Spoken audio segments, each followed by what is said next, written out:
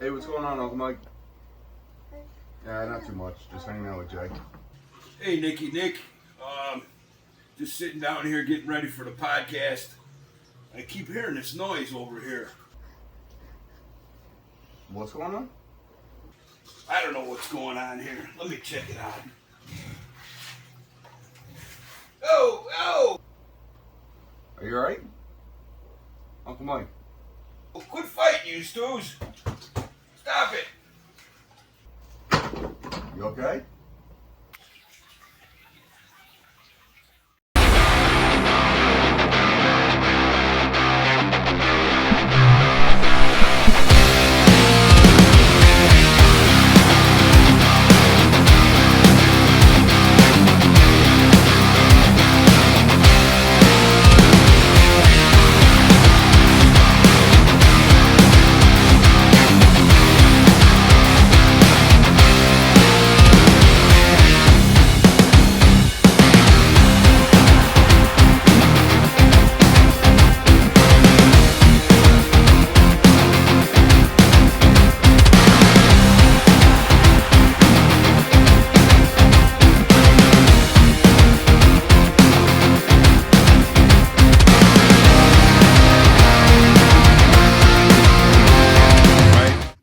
Hey, how y'all doing? Mike Stefani, Mike's Monitors here with my partner in crime, What's going on, guys? Nicky Nick. Nicky Nick Lillis, Unlimited Exotics. It's been a couple weeks, right? Yep. And since we had Joe on. Yeah. And so we had a little technical difficulty, but we got it all right. I know what I'm doing. Nick got it all ironed out, so we're back on. So this is what, number 19? Oh, Uncle Mike coming in strong today. You got it. All right, so episode number 19. We got a real good one for you. A guy that we've known for a little while here who's kind of new to the game, but he's coming on strong. So we always knew we were going to get this guy on, and it just so happens, we asked him, and then all of a sudden, we'll get into this. It's like, what a better time for this guy, right? Couldn't be better timing. Yeah, the monitor gods definitely smiled on this guy today, so or this week, whatever. Okay, let's get to some Brainiac news. Nick, what do you got? So we got Cody Allen again with the Kims and the Tristis in the same week. He's killing it over there. Pretty local to me, so it's pretty cool. Is he local to you? I'd say within a couple hours. Local, not local. So just before we went on the podcast, he had posted the Similis eggs. I think it was like 46 days in, and they're still looking good. And I had contacted him. So I asked him, if he would ever be interested in coming on Monitor Brains. And he said, yeah, of course. He'd be honored, but he wants to wait until and to be honest with you, we're booked up out another month or so. So once he has some things hatching, which I'm pretty sure I know what he's thinking, he'll come on and we'll talk about a lot of good stuff with him. So we got the Cody Allen with the Tristis and Kims. Yep. Tristis and Kims. And then we had what else we had Brandon Astamara just hatched. Yeah. So they're actually out, which is my favorite dwarf. So that's awesome. Yeah. And we had Mason, good old Mason Barnes with the good bells. Old Mason Barnes with the Bell's Phase lace. Yep. We had a lot this week, and monitor community's killing it. Yeah. What else you got? Of course, we got you, Uncle Mike, as of today. Yeah, as of today. Well, it's crazy. So Mertenzi is it's such a long incubation. I've had my longest clutch with Mertenzi was 296 days. That's for people who are used to waiting 7 months, 296 days was like, oh man, it was and it was one of my first clutches a few years ago, so it was crazy. And then the quickest I've had Mertens hatch was 222 days, which is still a long freaking time. That difference is insane. Yeah, 70 days between the two. That's and you know what? You want to hear something? You know what? Let me check the date on this so I can figure this out. I had my pit bull licking my feet as I'm trying to do this. So, listen, it was, oh God, August. No, how could that be? August, September, October. Yeah, August 24th, 2025. Mm-hmm. And the first one hatched, oh God, what was it, Nick? 3 days ago, 4 days ago, something like that. Yep. Then I look in the incubator, this morning, and 2 more were completely out. And so there's 2 more still cooking. The diapause between Mertens eggs is unbelievable. Like, Brad Gierke, he just hatched a clutch, and the first one hatched, and a week or so later, I don't know if they all hatched or whatever, but there's a lot of diapause between these eggs, all incubated at the same temperatures, same humidity. It's just weird how they develop like that. I have no idea. Yep, it's wild. Yeah, so then I had another clutch of Coming Eye hatched this morning. So, yeah, it was a good day. Good couple of days. Very good day and a very big week for the monitor community. And I don't want to forget Chris Applin. I just don't even know what that species was. He didn't say what it was. Mm-hmm. But I'll figure it out by the time we edit this podcast, and I'll put it in here. Okay. Well, yeah. Whatever it was interesting. Yeah, I don't know. To me, it looked, all you could see is a little head and a little bit of tail.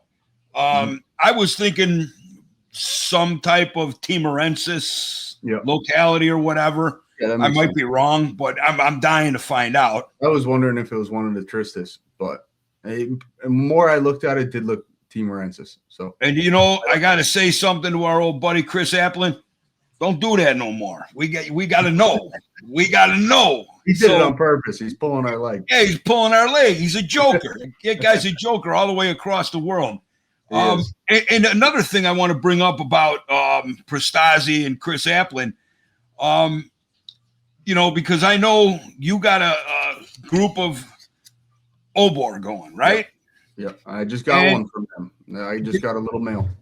And the one that you just got literally looks exactly like this one that he made a post. I don't know, it was him or Peter Fulsham.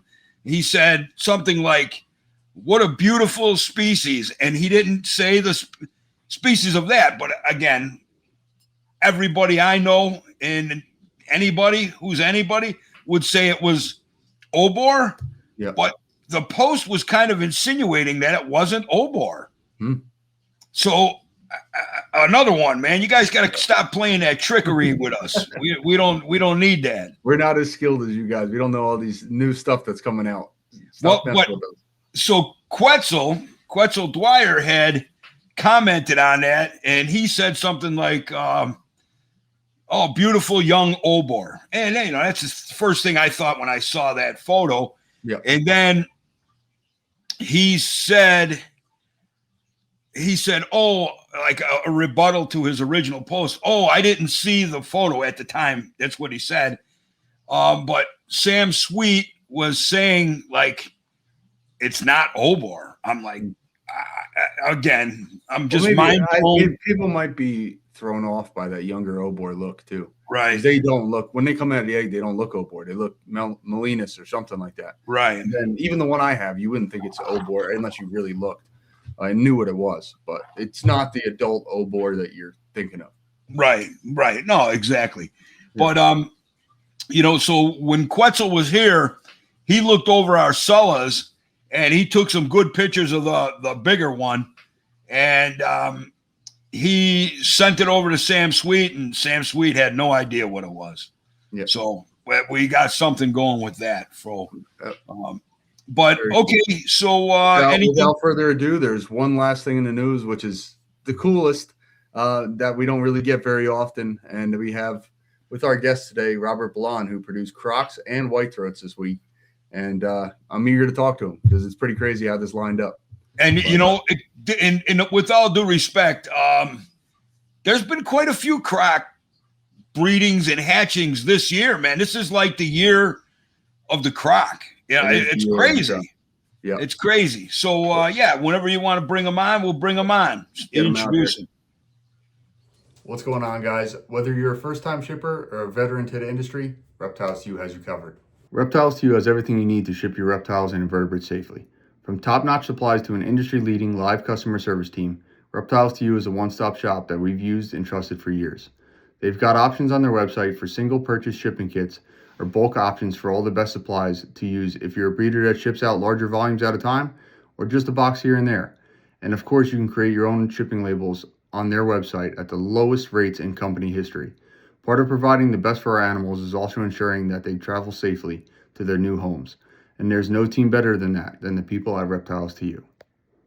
So guys, if you're looking to partner with the best in the industry, it's an easy choice. I did it a long time ago and I never looked back. Follow the link in the description and join the Reptiles to You family today. Thanks, Nick. So what we're talking about here is USARK. They fight for our rights to keep these animals that we love and we nurture. These legislatures come and hide these insane laws in bills that have nothing to do with animals. So everybody, if you can, go to USARK and join at any tier level you can afford. If you're at a show where USARK is there, you could donate your time. You could donate an animal or a product. But this is for real. We really need numbers to help fight this stuff. Phil Goss, Vanessa, and Jeremy, they got their hands full and they do a great job. So if everybody out there, please go join USARK today. Thank you. What's going on, Robert? Hey, not much, guys. How are you guys doing? Good. I like the back shot. Stack the eggs and sympathy. I can't. Oh, I got you. There you are. Yeah. I must be lagging again. So as you can see, we got Robert Balan here from Farmhouse Reptiles, somewhere in California. Like where do you actually live in California? We're actually in Norco, California. It's like Riverside County, right by Corona, at the 9115 exchange, pretty much right in that ballpark. When I met you in Anaheim and we went to Alex's folks restaurant, how far do you live from there? I'd say about like from Alec, only like 20 minutes. Okay. Yeah. I didn't realize you were that close. Yeah, we're pretty close. So, him and I chat quite a bit and go back and forth with stuff and, pick each other's brains. So it's kind of nice. The Lacey's. You got the two Lacey guys over there. It's that was kind of surreal. I actually hatched our first Bell's phase clutch last week. And I got to prove out our Super Bell's male because we paired him to I won't say it was a dark phase, but it was like a darker normal type. Mm-hmm. And all I got was just bells. That's it. Just really clean bells. So that was really cool to prove that out. Confuses the hell out of me with the lace. Well, it does too. And you know something? I'm old school, like Waterloo. Mm-hmm. They're just really clean bells. There's, yes, marketing puts the super on it. You know what I mean? It's just a really clean bell. There's nothing different about it, but they are very clean. When you go clean bell to clean bell, you get a very nice, good expression of the phenotype. Yeah, and those look really clean, Robert. Those look very nice.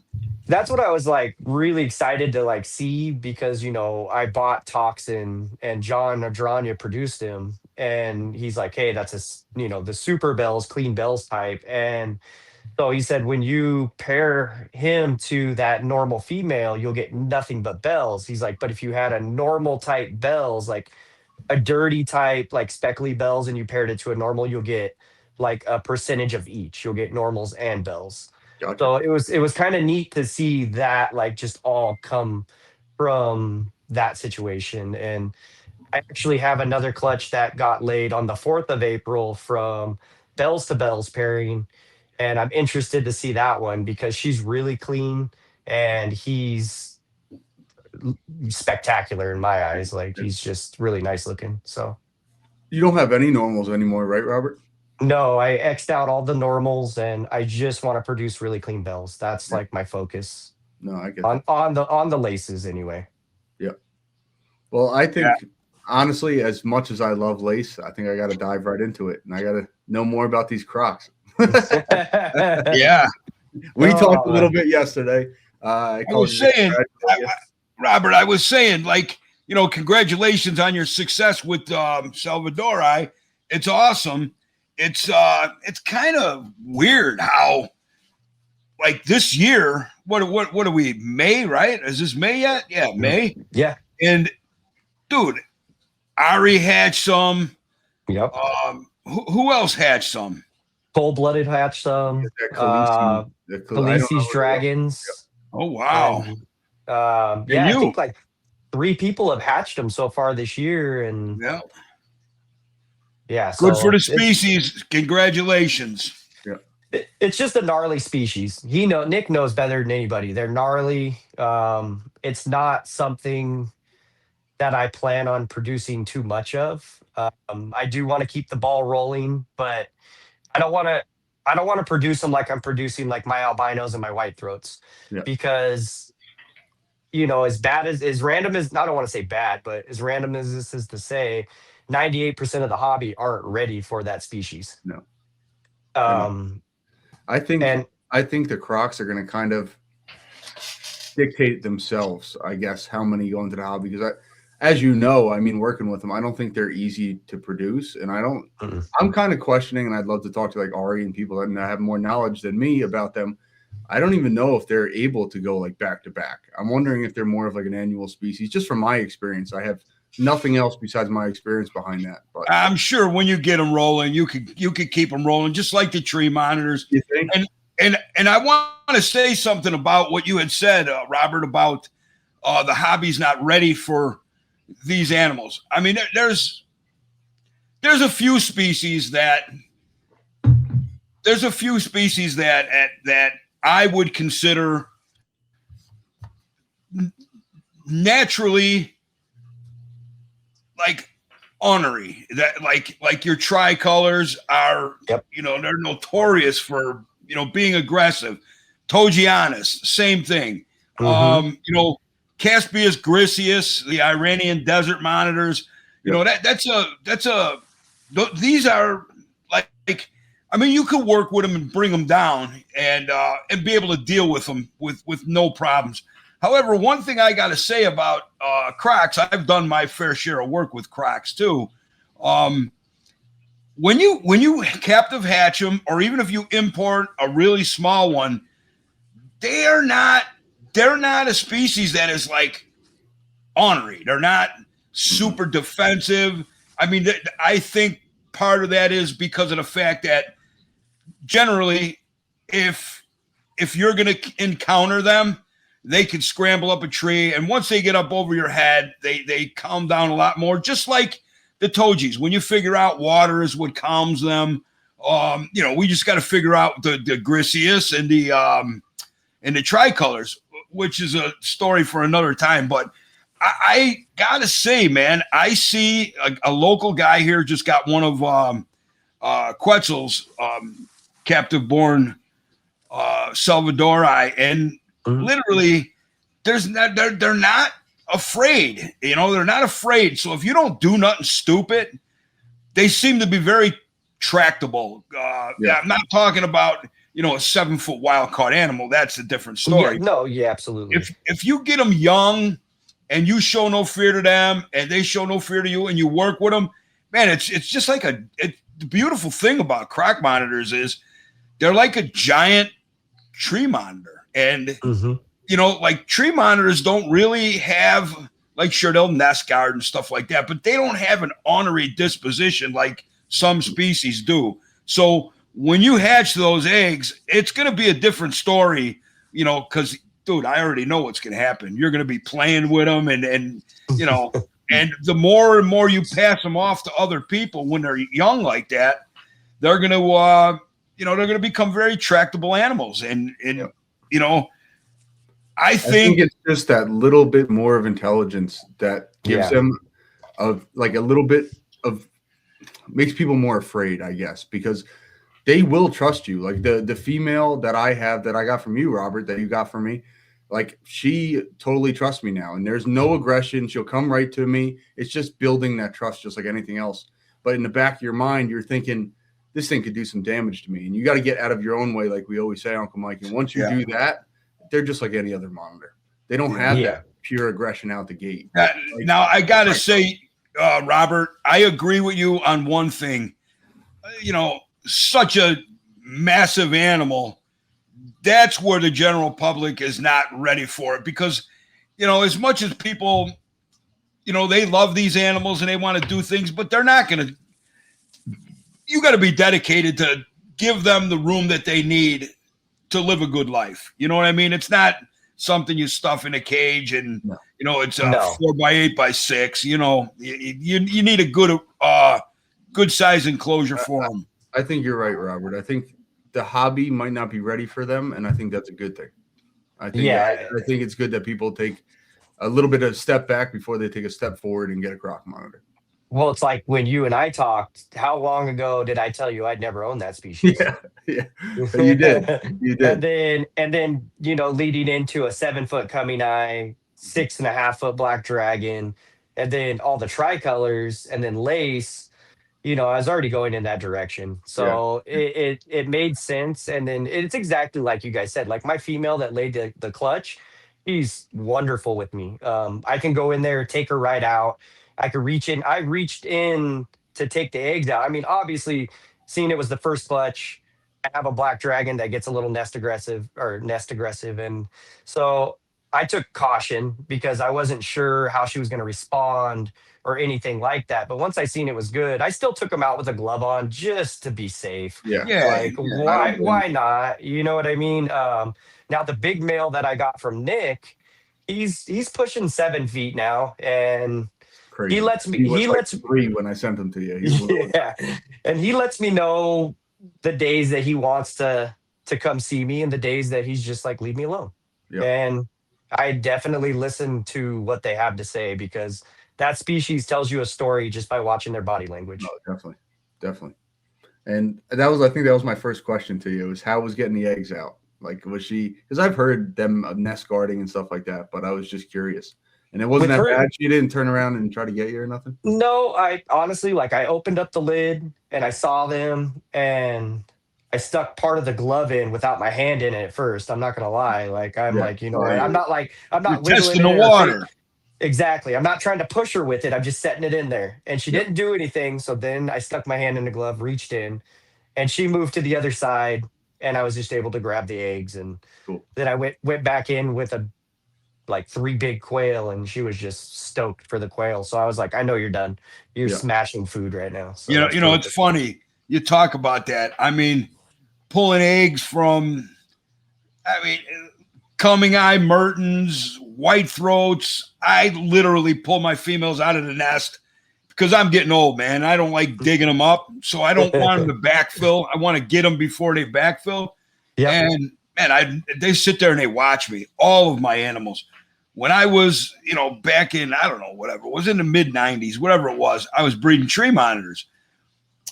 I had a black tree monitor laid a nest, and she left the nest, and I had an arboreal, it was a little neodesha, like a really small neodesha. That was her nest box. I had it full of dirt, and it was on the upper side of a bathtub enclosure. So I seen she was out, and I seen she was baggy. So I'm like, all right, there's got to be eggs in there. So I opened up that neodesha, and me, like a dumbass, I didn't plug the hole. So I opened up the neodesha, and I'm digging. I'm on the outside of the cage, and I'm digging. All of a sudden, I can hear scratching on the inside of the shower wall, and I look up at the a little bird hole like this. That thing, he's got his mouth open, comes flying through there. I was like, holy. It's a black tree monitor. And that female, she wanted to kill me. So after I grabbed her by the neck because she was challenging me. I put her back in the cage and I stuffed a plug in the hole, big stick. But yeah, of all these things, a little tree monitor tried to kill me. Wow. I've only had nest guarding once, and it was a female black dragon. And she did it every time. But, like, she was easy to steer away.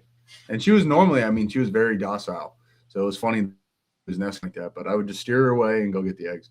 How about your white throats? Slide the door shut. It wasn't even I had to get the eggs in the enclosure because my lay boxes come out. Yeah. I just had to shut the door, and she wasn't letting me. She's like, nope. Nope. Now, like, Robert, back in the day, I was breeding white throats, and same with my female white throat. Never would lay right next to me while I was digging up eggs. Is your white throats aggressive nest guarders, or no?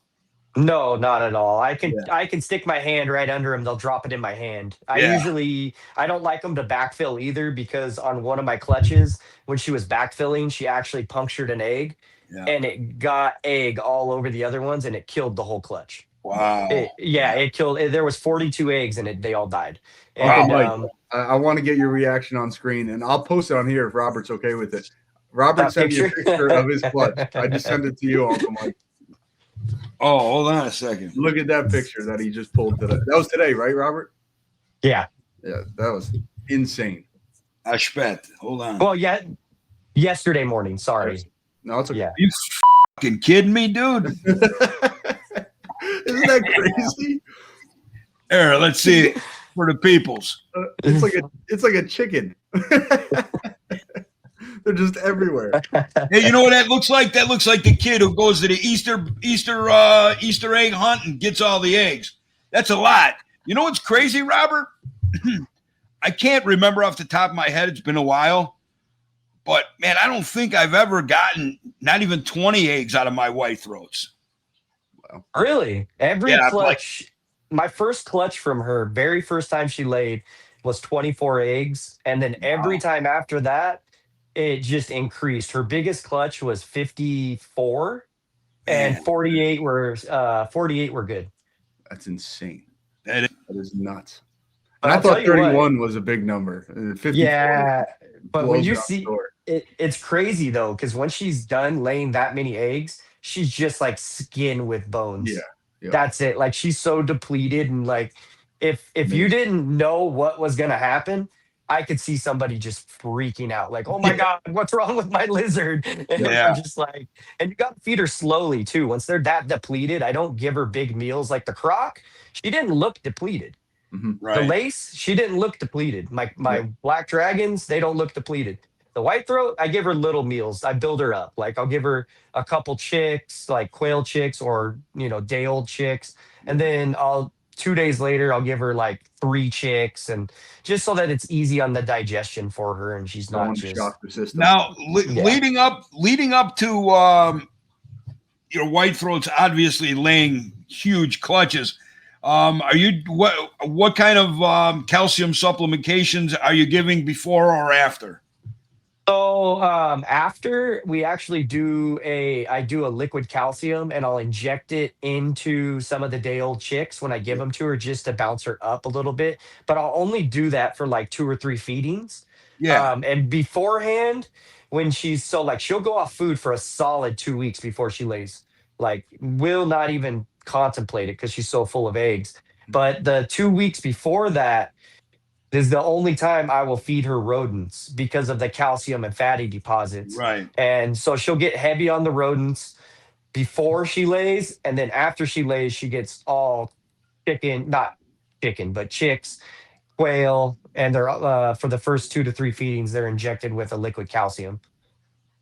So you mean you don't feed Kentucky Fried Chicken to her when she's done? We try not to feed any of the biscuits to anything around here. Absolutely not. We are a whole prey only. It's at this point in time, I have 33 big lizards, and I spend roughly $3,000 every other month on feedings. Yeah. So, and it's the way it is. I wouldn't change anything.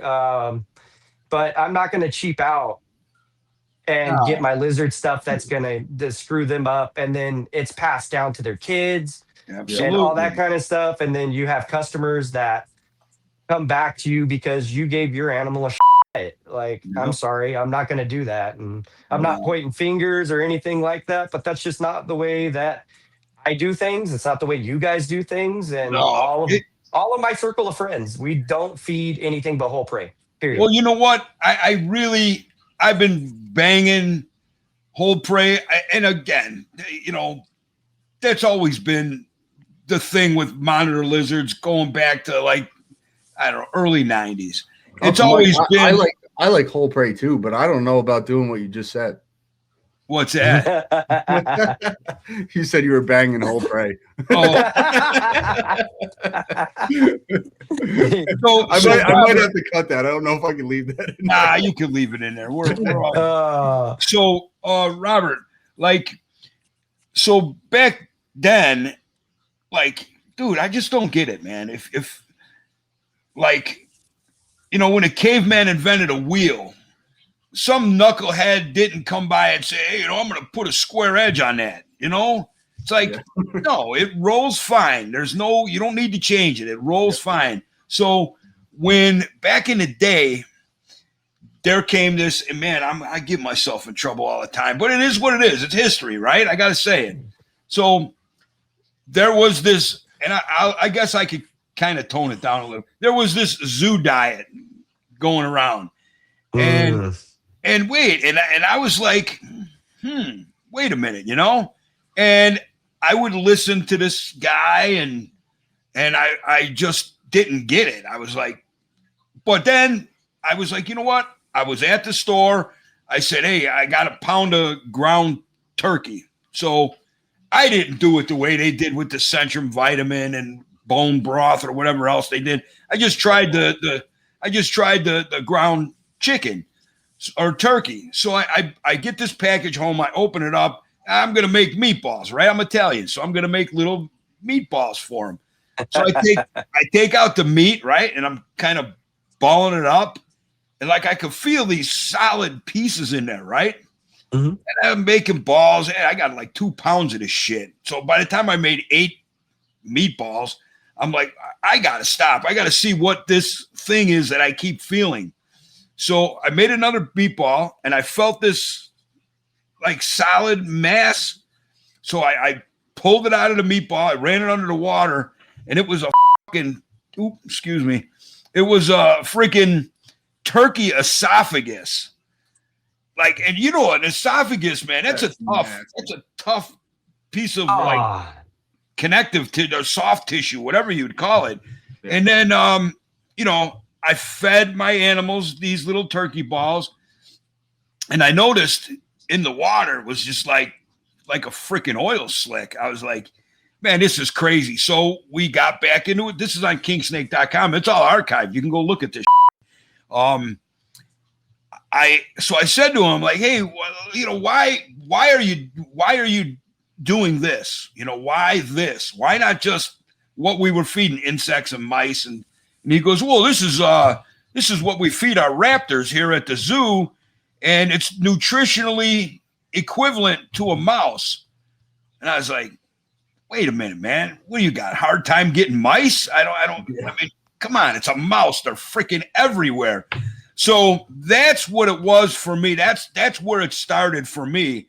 And then, of course, from there, you got another genius that comes by, and he takes roaches, and he's got a grinder. He's grinding roaches and putting them in a lamb casing or something like that. I'm like, dude, why are you wasting all that time? What if you give them 15 roaches?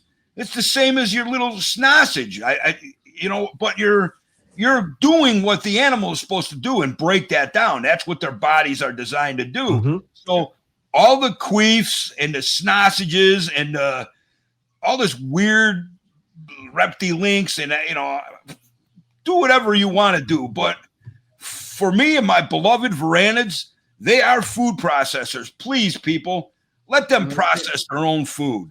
I think that's what people think, we're trying to promote something or do something. There's an ulterior motive, and it's just simply I've gotten animals, and I've honestly lost a lot of animals doing these same mistakes. So we're just trying to help you avoid these mistakes.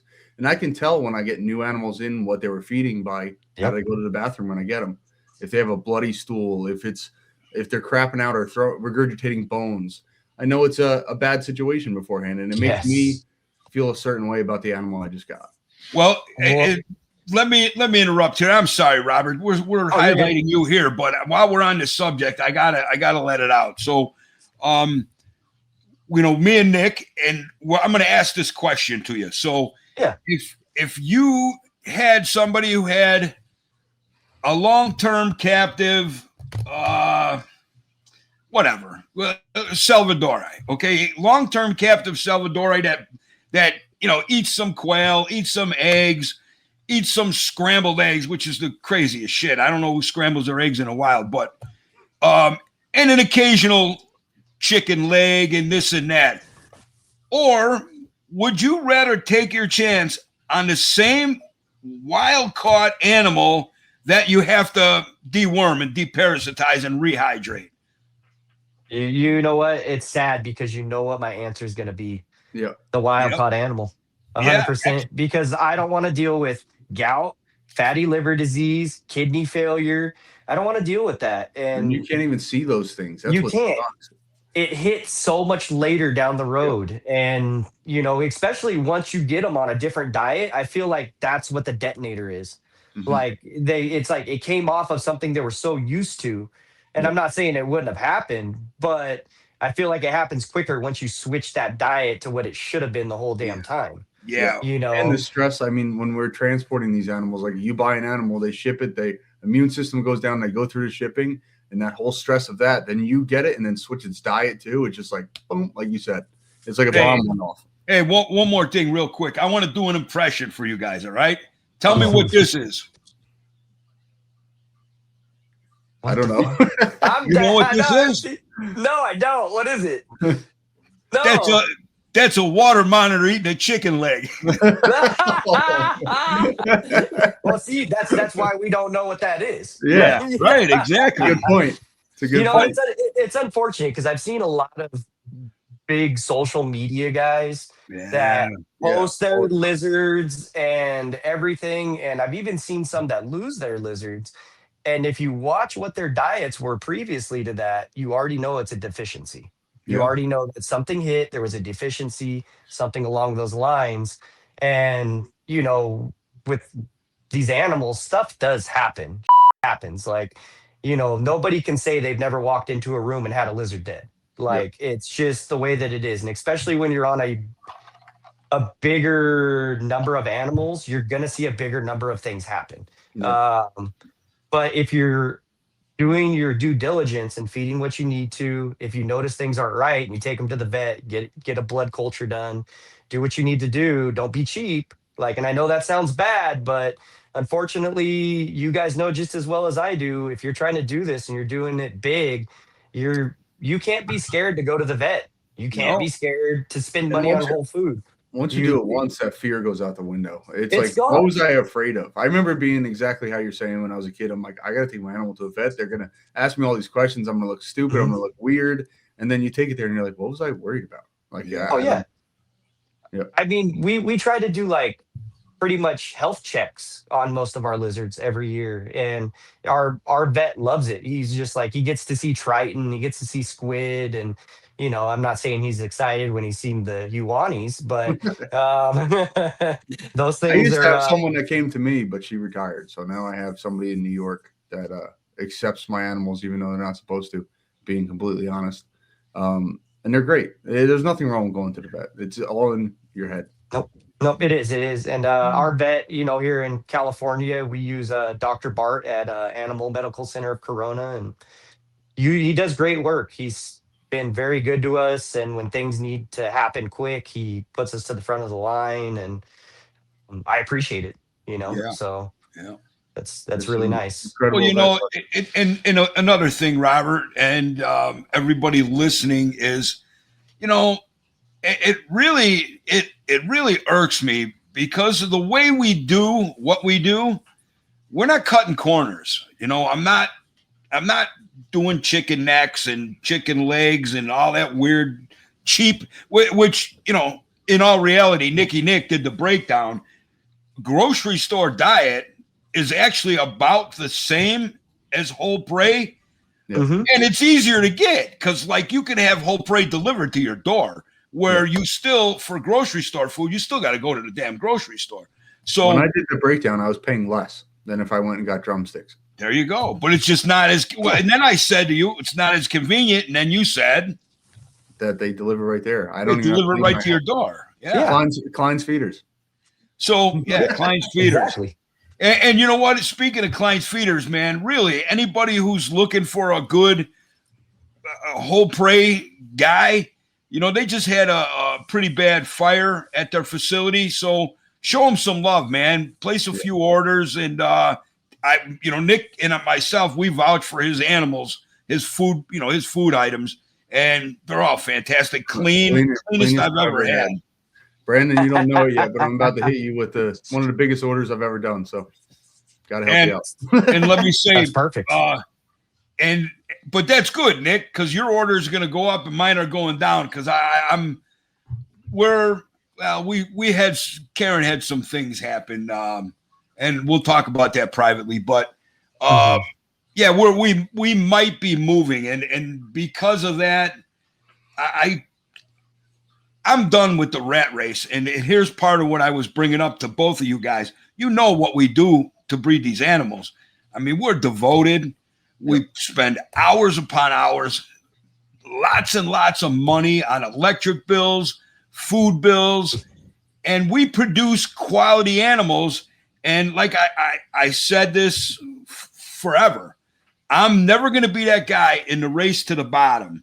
When I see people, and this is discouraging, man. And when I see people breeding some species that I breed or have bred, and I see them selling them for such low prices, and me and Nick discuss this all the time. It's like, how can you justify that price for all the time and effort we put in there? And then we came up with it. Most of those people are doing all the shortcuts, which I say to people, when they say, why are yours so much more than that person's? I say, well, I don't know why theirs are so cheap, but I can tell you why mine are the price they are. I don't cut corners. I put my time and soul into this, my quality of food, electricity, everything.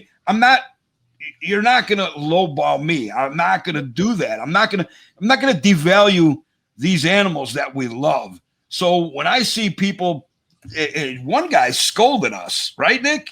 Yep. One guy scolded us, said, you guys are killing my bottom dollar. Okay. That's what he said. The next thing I know, raising prices kills a bottom dollar. But like, if you think about it, like realistically, like Robert, you said your bill's like $3,000 a month. Mine's probably a little less, but a couple thousand a month. My electricity bill's $3,000 a month. What's my time? If you have employees, which I'm probably on the verge of, but my wife helps me. So it's like all those things. I have to hire a babysitter to take care of Jay while we're doing those things. So it's like, what does all this stuff cost? And that's just like base stuff. We're not talking about vet bills. You're not talking about everything else. And you know what? Another thing, that whole race to the bottom. I'm sorry to cut you off, Robert. Oh, you're good. You're good, Uncle Mike. Go. That whole race to the bottom. People don't even realize this. When you do that race to the bottom, you're losing the quality of keeper, because now the guy who would say, well, I can't spend $2,000 on that. It's too much money. They go buy a bearded dragon, where if you take a $2,000 animal and you sell it for less than $1,500, you're not getting the quality of keeper. You know what I'm saying? Oh, definitely. Absolutely. 100%. And I hate to harp on other people, and I'm not mentioning any names, but man, you got to think. If somebody says to you, oh, $1,500, that's a lot of money. You say, wait a minute. Do you got the cage built yet? Do you got your lighting hooked up yet? Yeah. Because that 15 is like the lowest part of this. Buying your Yes. animal is going to be the least expensive part Yes. of having a monitor. Go build your enclosure, add the lights, the heat,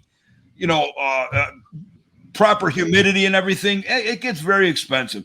Sorry for my rants that I always go on, No, Robert. I'm shutting I up now. understand. Let's No, hear I what you got to say. I understand that completely because I see it all the time and we get messages about that. Like, why are your albinos and why are your black dragons so much more money? And, you know, I, it's the quality, it's what we put into it. You get what you put in. And Well, I wanted to lead you to this, Robert. It's like not I only know do you you get what you did. put in, but I know you're super, super picky like me, and you pick the best. You're not That's going to it. start like from the day one when I picked my first breeder, which is Shadow, who I Mhm. still have. What is it, 8 years later, something like that? Yep. Not my first breeder, but one of my first serious breeding Yes. projects I wanted to do. I got a black dragon, which was my first. I had it for like a week, and I had him, and I'm like, this just isn't what I wanted from the Yep. gate. So I sold him, and I paid $1,000 more and got Shadow. And like that's just been my mentality throughout all this. If it's not what I want, I'm just going to upgrade, and I just keep Absolutely. upgrading until I get the best in my eyes. And then that's what I say. This is the best that I could find. And I think, and if you're mainlining, like Uncle Mike was saying, like if you're doing Coming Eye, you're doing Black Dragons, try to be different. Do something different than everybody else. Make yourself stand out. And I know you and Stacy do that, Robert, at Farmhouse. So I just wanted to like lead you into that so you could talk more about what you do in that realm. Oh, I appreciate that. And I wanted to do the diversity because I didn't want to be stagnant with one species. Even if I'm doing separate types of water monitors, it's still a water monitor. Yep. Like, you know what I mean? And so I wanted to add on, but obviously I waited until I was successful with certain species to keep going and going and going. And then at a certain point when I felt comfortable, I'm not going to lie, I bit off more than I can chew and I figured out how to chew it. Mhm. So, but when it comes to like the diversity, like you're talking about, I think that's a key factor. And especially like what Uncle Mike was saying, and that's like coming back to the price stuff. That's why you don't see me post my monitors on Morph Market. Yeah. I don't do that. I'm not going to sit there and fight that rat race. I don't have sales. I don't do that. If you come to me, you know what you're getting and you get the backing of buying an animal from me. I don't just sell you an animal and block you or any of that nature. You get Well, my help, you get my guidance, and like everything that I've asked you guys, like you, Nick, you, Uncle Mike, John Adranya, Shane Costello, Wes Carter. I have a notebook that I keep, and you guys all have names in there, and I've wrote down every question so that I can go back and reflect because I want to be able to go back and understand certain things. And I think that that's also a key part of why I've been able to get successful with so many animals in such a short amount of time, Yep. because of paying attention, doing my diligence, and just, listening to you guys. I'm trying to do what you guys are doing because you guys are successful. I look up to you guys. You guys are all my mentors. And it's super humbling. You We know what I learn from mean? each other, bro. I mean, that's Yeah. what we all do. That's what me and Nick say all the time. Iron sharpens iron. I could have the most meaningless conversation with a newbie, and like, is that Stacy? Yeah. Come here, honey. Stacy, come on in. She can't hear me. Hey, My how you doing, headphones on. Stacy? What's How are you? happening? She's saying hi. No, he hasn't. Thank you, sweetie. It's okay. You're good. You know what's funny is she leaned in and I'm looking down like I could see her better. Yeah, me too. I'm like, I can't see. It's in the way. So, Robert, what I wanted to say too is, it's hard. It's hard.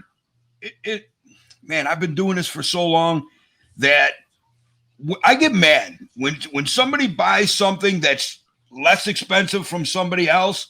You know what's the first thing they do when they have a question? They call me. Mm-hmm. Yeah, they call me. And I tell them, I'm like, hey, and I hopefully they get what I'm putting down. I'll say to them, well, what did the breeder or the person you bought it from tell you? and they're like, oh, they don't answer my calls no more. They don't want to answer my email anymore.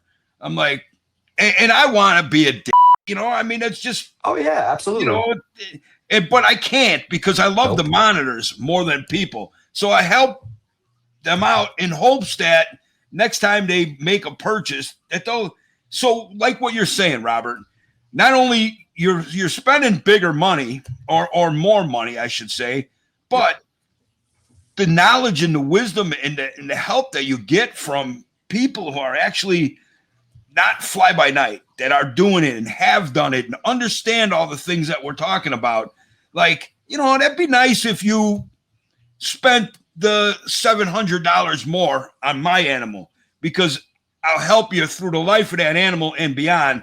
But you know what? I say that like I'm a big badass or something, but I help. I always help. I can't help it because I love the animals.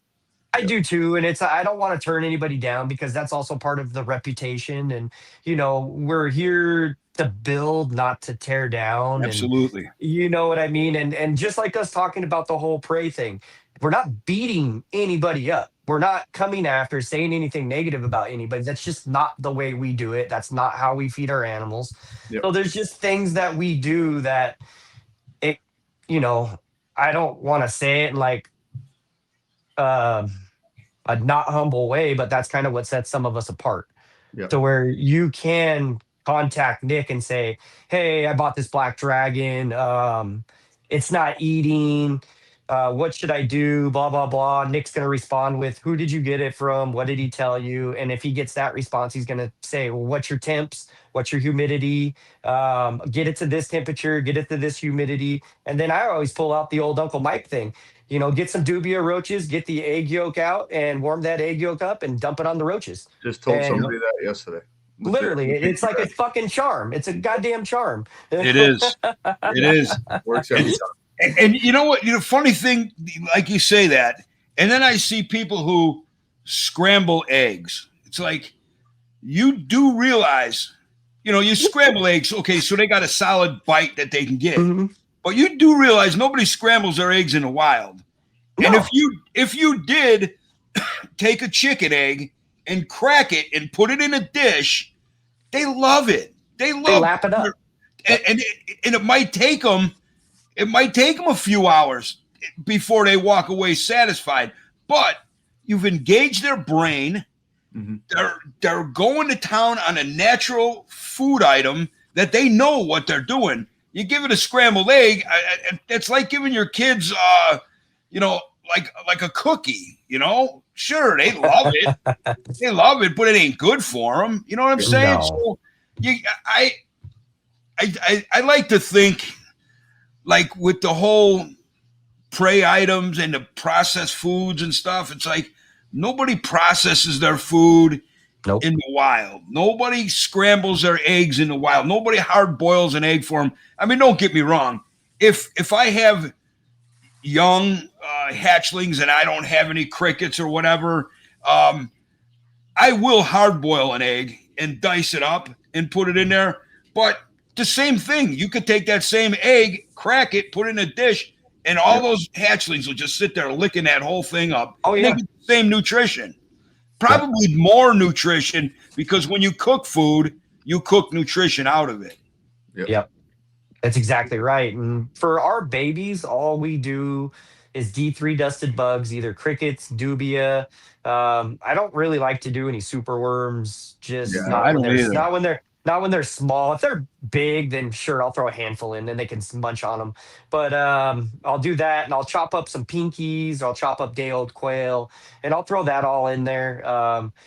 The lace, for some reason, all they want is day-old quail. Like, I chop it up with scissors, which is kind of nasty, but it is what it is. You got to do it. And they just, I mean, they're the 5 that hatched are just annihilating it. I still have one egg in the incubator. Randomly enough, they started hatching on day 228. I think we're at day 235, and the one still hasn't hatched. But John Adrania was like, leave it alone. They do that sometimes. It might be another 2 to 3 weeks before that animal hatches. Yeah, it's wild. He's all, if you see it in distress, he's all, I'll guide you through it into how to cut it. He's like, but if it's not in distress, there's no denting, there's no discoloration, leave it be. And I'm like, there you go. I mean, that's all I wanted to know. You know? I have a weird technique, and Uncle Mike might say don't do that, but this is my technique that's worked for me. It's like when I have an egg like that, all I'll do is I'll take it and just rub it a little bit. You know how people do like tegus or iguanas, just because like the rest of the babies usually run across the egg, and it wakes them up to be like, I got to get out of here and hatch. So by me rubbing it, it just wakes them up, and usually that day. He actually was trying that earlier today. Hey, I did that earlier today because I remember you talking to me about that. Yeah. Hey Nick, so what do you do? How do you do it, Nick? That's absolutely nothing, Uncle Mike. I don't know what Never you're mind. talking about. I was gonna say, oh man, I can't wait to see you at Monitor Fest. Oh, man. I got a couple of useless eggs I need rubbed on. I'm gonna sit away from you at Monitor Fest. Yeah. All the way on the other side. That's Hey, great. Robert, are you gonna come to Monitor Fest? I would like to. It's going to depend on what's laying and paired at the time. It will. It's Memorial Weekend, correct? It's the Saturday of Memorial Weekend. Okay. Yeah. I mean, I would like to come because it's just come see you guys, hang out and stuff. Yeah. You guys don't come out my way, so I got to come out your way. So. Well, Or meeting in the middle. I'm coming halfway. You're coming halfway. I did go to California. Oh man, trust me, that was like I don't do that traveling, but I had my daughter Sarah with me, and it was I wouldn't have did that by myself. I wouldn't have got on an airplane by myself. But yeah, it wasn't too bad. You guys should really consider, both of you guys, coming to one of the super shows. Yeah, Even if you just come hang out, send the lizards to me, send it to Brian. Yep. I'll help you. You know what I mean? Like, it won't be too hard. It'd really be easy for you guys. A lot better this time than me walking 1.5 miles on a hotel cart with all my animals. Yeah, I wouldn't do that to you, bro. You could have called me and I would have came and got you. That was terrible. And then I was taking, because Nicole and I were trying to have a baby, so I was taking 50 milligrams of iron or zinc. It was zinc because it's supposed to help with your whole process. You're only supposed to take 5. So I was taking 10 times what you're supposed to. So I was zinc poisoning myself and then walking 1.5 miles with all those animals in California heat. Wow. It was a brutal trip. Yeah. But I had a great show. I did it great at the show. It was just everything else was terrible. Man, those Anaheim shows, I've come to find out they're fun. It's great. Rami puts on a fantastic show. All 3 of them. Guy. He really is. And I like the Anaheim show, but I feel like the Pomona shows have more pull, like more people, everything like that, because usually it's like 50, 60,000 people for the weekend, Yeah. And I did Anaheim, right? I never did. You did Anaheim. Yeah. So I was in Anaheim, and I believe Rami said that building there, that's I think on the same property. That was one of the shows, but the Pomona one, how far is that from where I was, bro? 30 minutes. Serious? Yeah. Yeah, I only drive it's about 25, 30 minutes from here to that one. It's about 45 for us to go to the Anaheim Convention Center. But yeah, it's not bad. That's kind of why we just do the super shows, and just because of the size and everything. And no, they look crazy. That pet fair or whatever is insane. It's like, I think there's 4 buildings, and each building's 4 acres. Wow. Each just the reptile vendors, there's 850 reptile vendors. That's crazy. Yeah, I gotta try that again. This year I'm going to Daytona. I'm gonna hit up the Canada show, but maybe next year, bro. I'll hit up that one. Just you guys, too much going on this year for me to travel that much. Yeah, but I want to get back out there. It was fun. Yeah, it's a good time. I definitely think you guys should definitely try to come out, even if you just come hang out. You guys have a spot with us. I wouldn't want to vend. I would, because I just wouldn't want to transfer dude. When I'm saying you guys are young, I'm done with that whole hustle and bustle. I call it the hamster wheel. I'm sick of the freaking hamster wheel, man. I really am. I just want to enjoy my shit and, the stuff that I work with.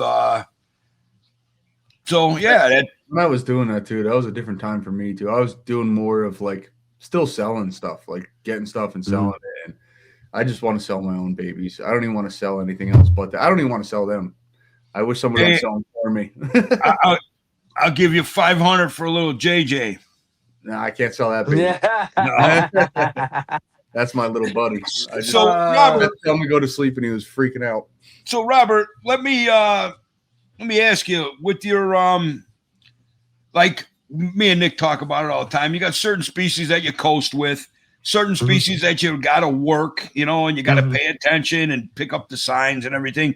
So what people have, since I could remember, long time, it's always been difficulty getting croc monitors to nest properly. I still don't think anybody has had them properly nest. Like we know Ari or Replandia, whatever, if it was Ari, Quetzal, whoever, those were dumped. Okay, they were dumped. And obviously they weren't held too long because they hatched, which is cool. But what did you use for your nesting?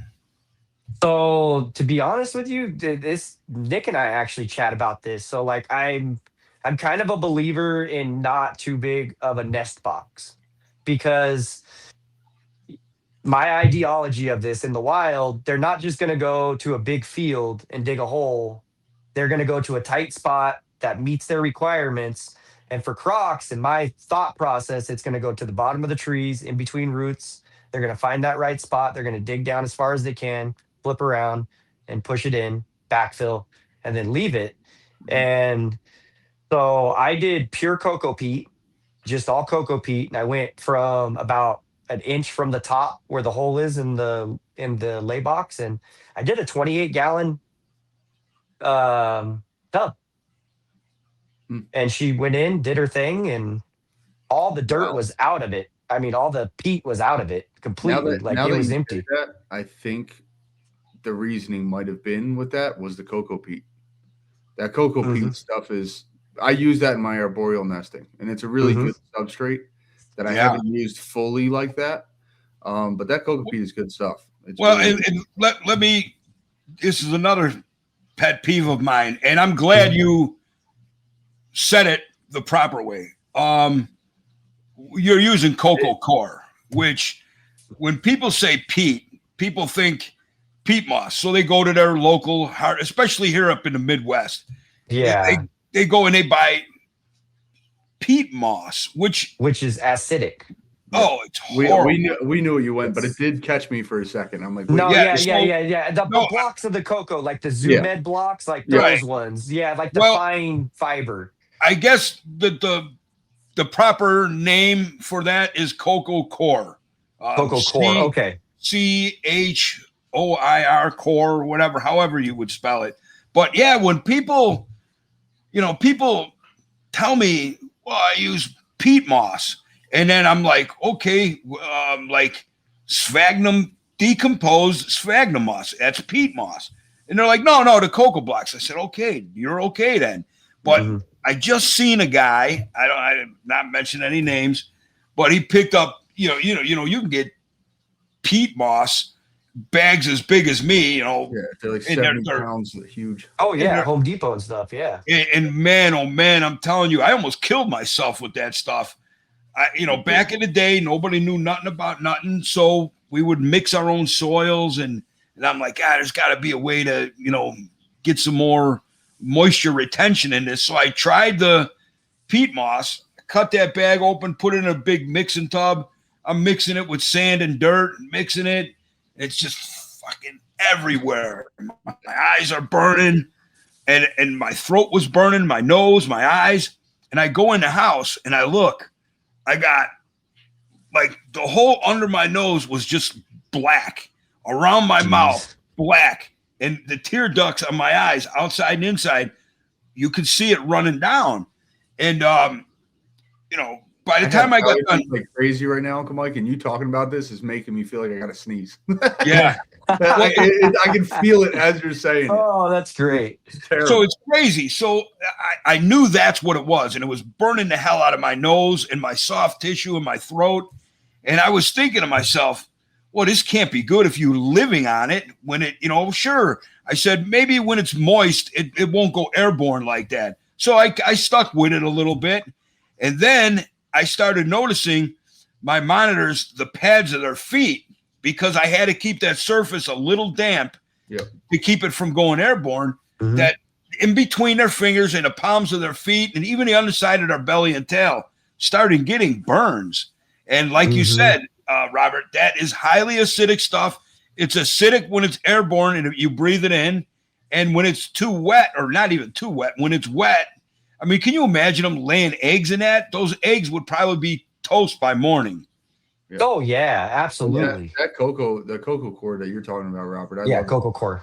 That's good stuff. With it with the Crocs, because I've been kind of messing around and experimenting with 4 different lay boxes. I got whole cage nesting. I have the arboreal nesting. I have a tote that has like a how Nick Quincones did it, where he did a tunnel. It's kind of like a tunnel, but not really. And then I have a tree going through it, like you said, so they can nest at a base. And then I have just a regular, like my water monitor lay box. Now I opened that. I didn't have it open, but I've opened it now, and I'm just trying to see what they gravitate towards. It's just me messing around trying to figure it out. But I thought that was so crazy that she laid in that tote, dude. It totally freaked me out. Yeah, it's a different approach on it for sure. I was happy that happened because I actually use different stuff for different animals. So like my white throats, it's all playground sand. That's all I use for those guys because they're a sandy species. That's what they do. They go, she loves it. The laces, I do the cocoa core, and I found out with my new big female, which I'm going to be honest with you, I was shocked when I counted them. She laid 5 eggs in the lay box, and then she scattered the rest around the enclosure because I did a mix of cocoa core and playground sand when I should have just done pure cocoa core. And 17 fucking eggs. Holy shit. Crazy. And you're talking about various, right? Yes. Yeah, it's my big female. She's like about 5.5 feet almost. Yeah, that's a huge clutch for a lace. I was shocked, and I was super bummed at the same time that I screwed that up. Like, you know what I mean? But you live and you learn, move forward, Absolutely. don't dwell on it. And, come to find out, only one of the eggs out of the 5 that she dropped in the lay box is good. So, I just separated my other lace female. Hopefully in about 25 days, she should lay a clutch. And yeah, so I don't think we really talked about it, Robert. So what are you in all working with? Like, we got lace, we got Crocs, white throats. Did I miss anything? Is there other stuff? The white I know, throats, but I'm saying for people. Yeah. So white throats, black dragons, albino water monitors. I'm pretty much going to start only pairing my ice dragon male to my coral females. And then my ice dragon female, I'm going to probably start pairing her to my coral males. I'm weighing everything out right now because I'm not doing any mass production. And if I wanted to be honest with you, I have 9 coral females. If I really wanted to turn them all on and start power feeding everybody, I could get 9 females going 3 times a year. Yep. But I'm not going to do that. That's but it unrealistic. Shows you being responsible that you yes, and you're not, because I can do the black dragons. I've been dropping in fertiles, and I've just been passing. But I know we were talking about that, and the black dragons. So the white throats, the albinos, black dragons, Crocs, laces, all bells, and then the Spenceri. So I have the pair of Spenceri as well. Hey, let me ask you about your Spenceri. Did they come from Alex? They actually came from Brian Whitehead at High Desert Herps. So he had them. Where did he get them from? Don Church. Okay. So I know, man, Nick, you were there that one Tinley when that guy had them babies. Yeah, it was God, man, that's gonna drive me nuts. It wasn't who was with him that time? It was Ron St. Pierre, was it? Yeah, it was Ron St. Pierre's guys that had him. Yeah. But dude, they were this big, and they were obviously a pair. I mean, from my experience and opinion, I would have bet my nutsack that it was 1.1. I would have dropped the money on it. Tried talking to the guy. Don't have that kind of money, so nothing became of it. But there was also another pair that at that time, well, shit, screen don't go that big. Well, Uncle Mike, I don't want to cut you off, but that pair that you saw and I saw at Tinley, he wanted 17,000 a piece. Yeah, I'm 90% sure, but you'd have to ask Alex or John. I'm pretty sure that's the pair that Alex got. Sorry, I'm sick, guys. That Alex got and then raised up and produced the Spencer I with was that pair that we saw. the timing don't work out on that, Nick. No, because I don't know. Because Alex had his before those little babies, and they were babies. Okay. But there was another pair that, man, I don't want to mess this up, so I'm not going to get too deep into it. But remember that one time me and Waterloo were trying to get that pair, and I wanted them bad. It's hard because, like what you're saying, there's only so much in the United States. So it was kind of like when they were offered to me, I was like, my thought process was exactly where yours was. But then I was like, if I don't take advantage of this opportunity, somebody else is. Yep. And I have No, you gotta weigh it out. Yeah, so it is a gamble because it did cost me part of my soul. But I'm missing a kidney. I have a giant scar right here. It's on the black market. I believe it with them. I draw the line at my nutsack because I don't use it no more anyway. So no kidneys. I'm keeping my kidneys, but the nuts are free to go. Kids, so I Those don't can need mine go. either, technically. Yeah, I'm like, geez Louise. But so hopefully, I've seen a lot of good behavior from those guys in courting and stuff. So I'm really hoping that this year, they'll go. It just is going to depend if they were properly brumated and everything like that, which I was told they were. Brian Whitehead at High Desert Herbs is a great dude, produces a lot of Odatria stuff. Yep. But he's a good dude. Yeah, I'm just excited to have those. No, they're so cool, man. They have such a weird look to them. They're so different. Yeah, they are. They're like little. They're very derpy. Yeah, they are. And they're very derpy. They're not agile. Like they I'm got thinking, them big forearms. Oh, I thought they like thinking of an Australian species. Like seeing the lace. They're agile. They're graceful. Right. Dude, these guys are like fucking walking around the enclosure, and I'm like, oh my lord, dude. I'm like, you guys are gorgeous, but holy they're crap. so not intimidating. They're so like you're saying, like, duh. Yeah, but I did realize though, like I'm thinking, a terrestrial animal. I'm thinking more white throats, black throats. They got more molars than they do the terror. Yeah. And I tossed a small rat to the male, and he grabbed the tail, and it severed it clean off. And I was like, shit, you got sharper teeth than I thought. Yeah, I was like, wow. No, I didn't even think about that. And I'm like, okay, well, that's good to know. Well, I wish you good luck with those. Many blessings ahead with them. But I think we're forgetting something with you, Robert, and maybe I'm wrong. You're dabbling in some Audatria too now, aren't you? Absolutely. Actually, I'll be honest with you, it's not so much me. I branched Stacy off. I wanted her to expand because she's got her Bearded Dragon program, and she's producing just some killer stuff. And I'm excited with her Red Monster lines and everything she's got going on. But I told her, you know what? How about you start doing some Dwarf Monitor Odatria stuff? So I picked her up Pilbara. She's got a group of Pilbara now. We've got a group of small Kims, and then I actually just got a 2-year-old female Kim to go with our 2.5-year-old male. Nice. So hopefully she'll be digging up Kim eggs at some point this year. And the only other thing that is really going on that Nick kind of knows about it, I have 2 other double visual projects that I'm working on right now. One of them is a joint with Nick and I. They're the hets that he produced from Shadow that he paired to a coral. Mm-hmm. So they're het black, 100% het black dragon, 100% het albino. And hopefully I would say in the next 3 months, I would see both the females start cycling, Yeah. and then I can get through that first cycle, pair them to the males. And then I also ended up getting two visual corals from Daryl at D&M Exotics.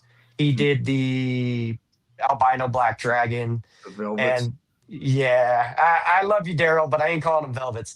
I, They're all by I said it, but it was no, painful.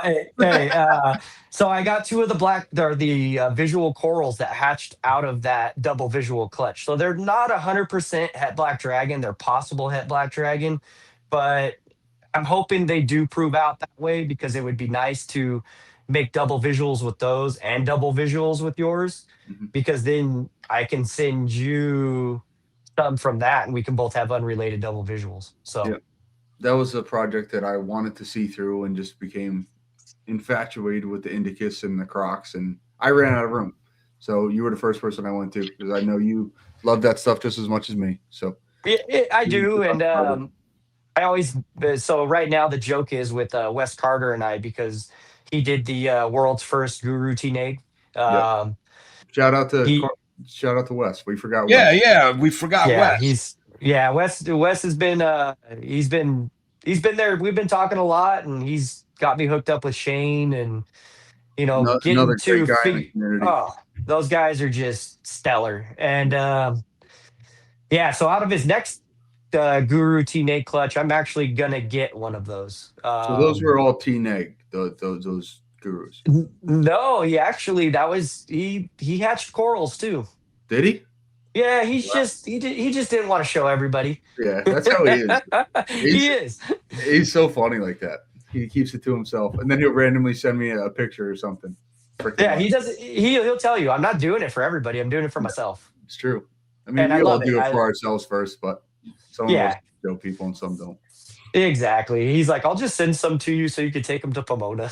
Yeah, And I'm the like, dude, no one's gonna gurus buy are all $20,000 teenage gurus right yeah, now. I don't know, man. It seems like that West Coast market, insane. people drop some big money out that way compared to over this way.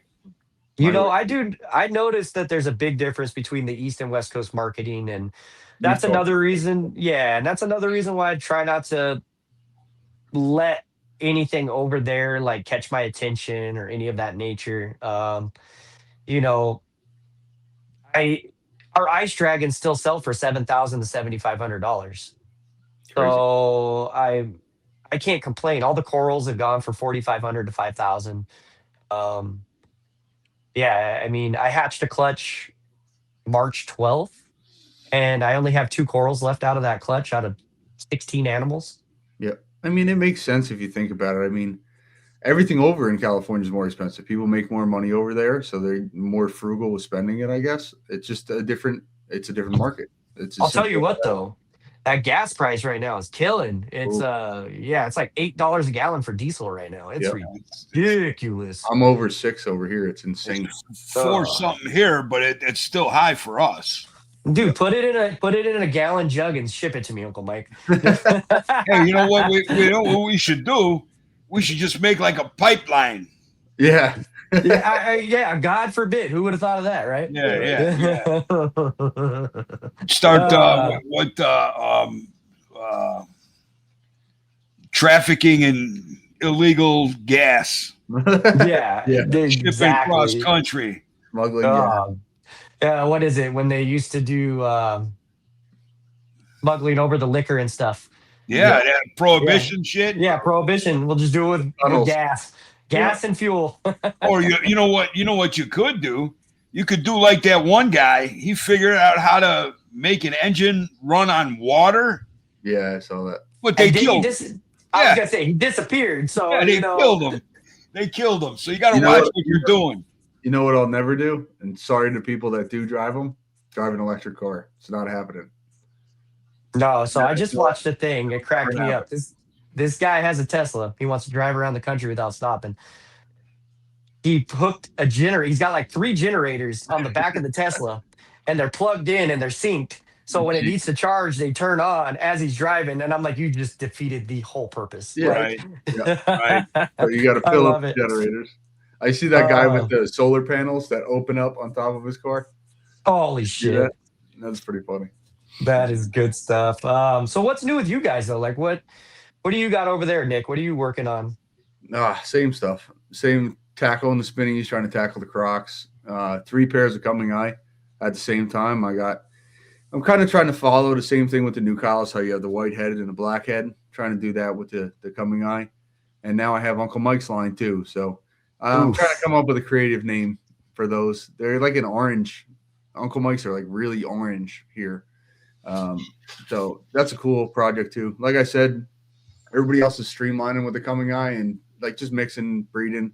I'm kind of trying to branch out and do these different things and make myself noticeable with the coming eye. Well, I'm trying to hold that market. I hate to say this to you, Nicky Nick, but this clutch that hatched today, God, man, there's some smokers in there. So much orange. Saw that. It's like, you know, I didn't take any out and put them right up to the camera, but man, there's some beauties in this. When the problem, like us, we're all addicted to this shit.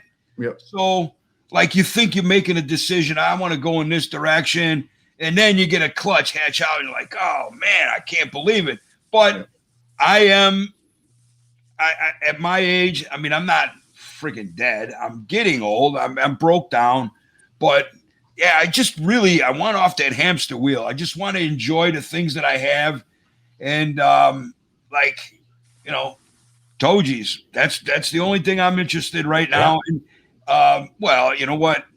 I'm actually looking for I need a new male Similis because I ain't giving up on them. I worked too many years with them. And you know what's funny? We talk about Cody Allen.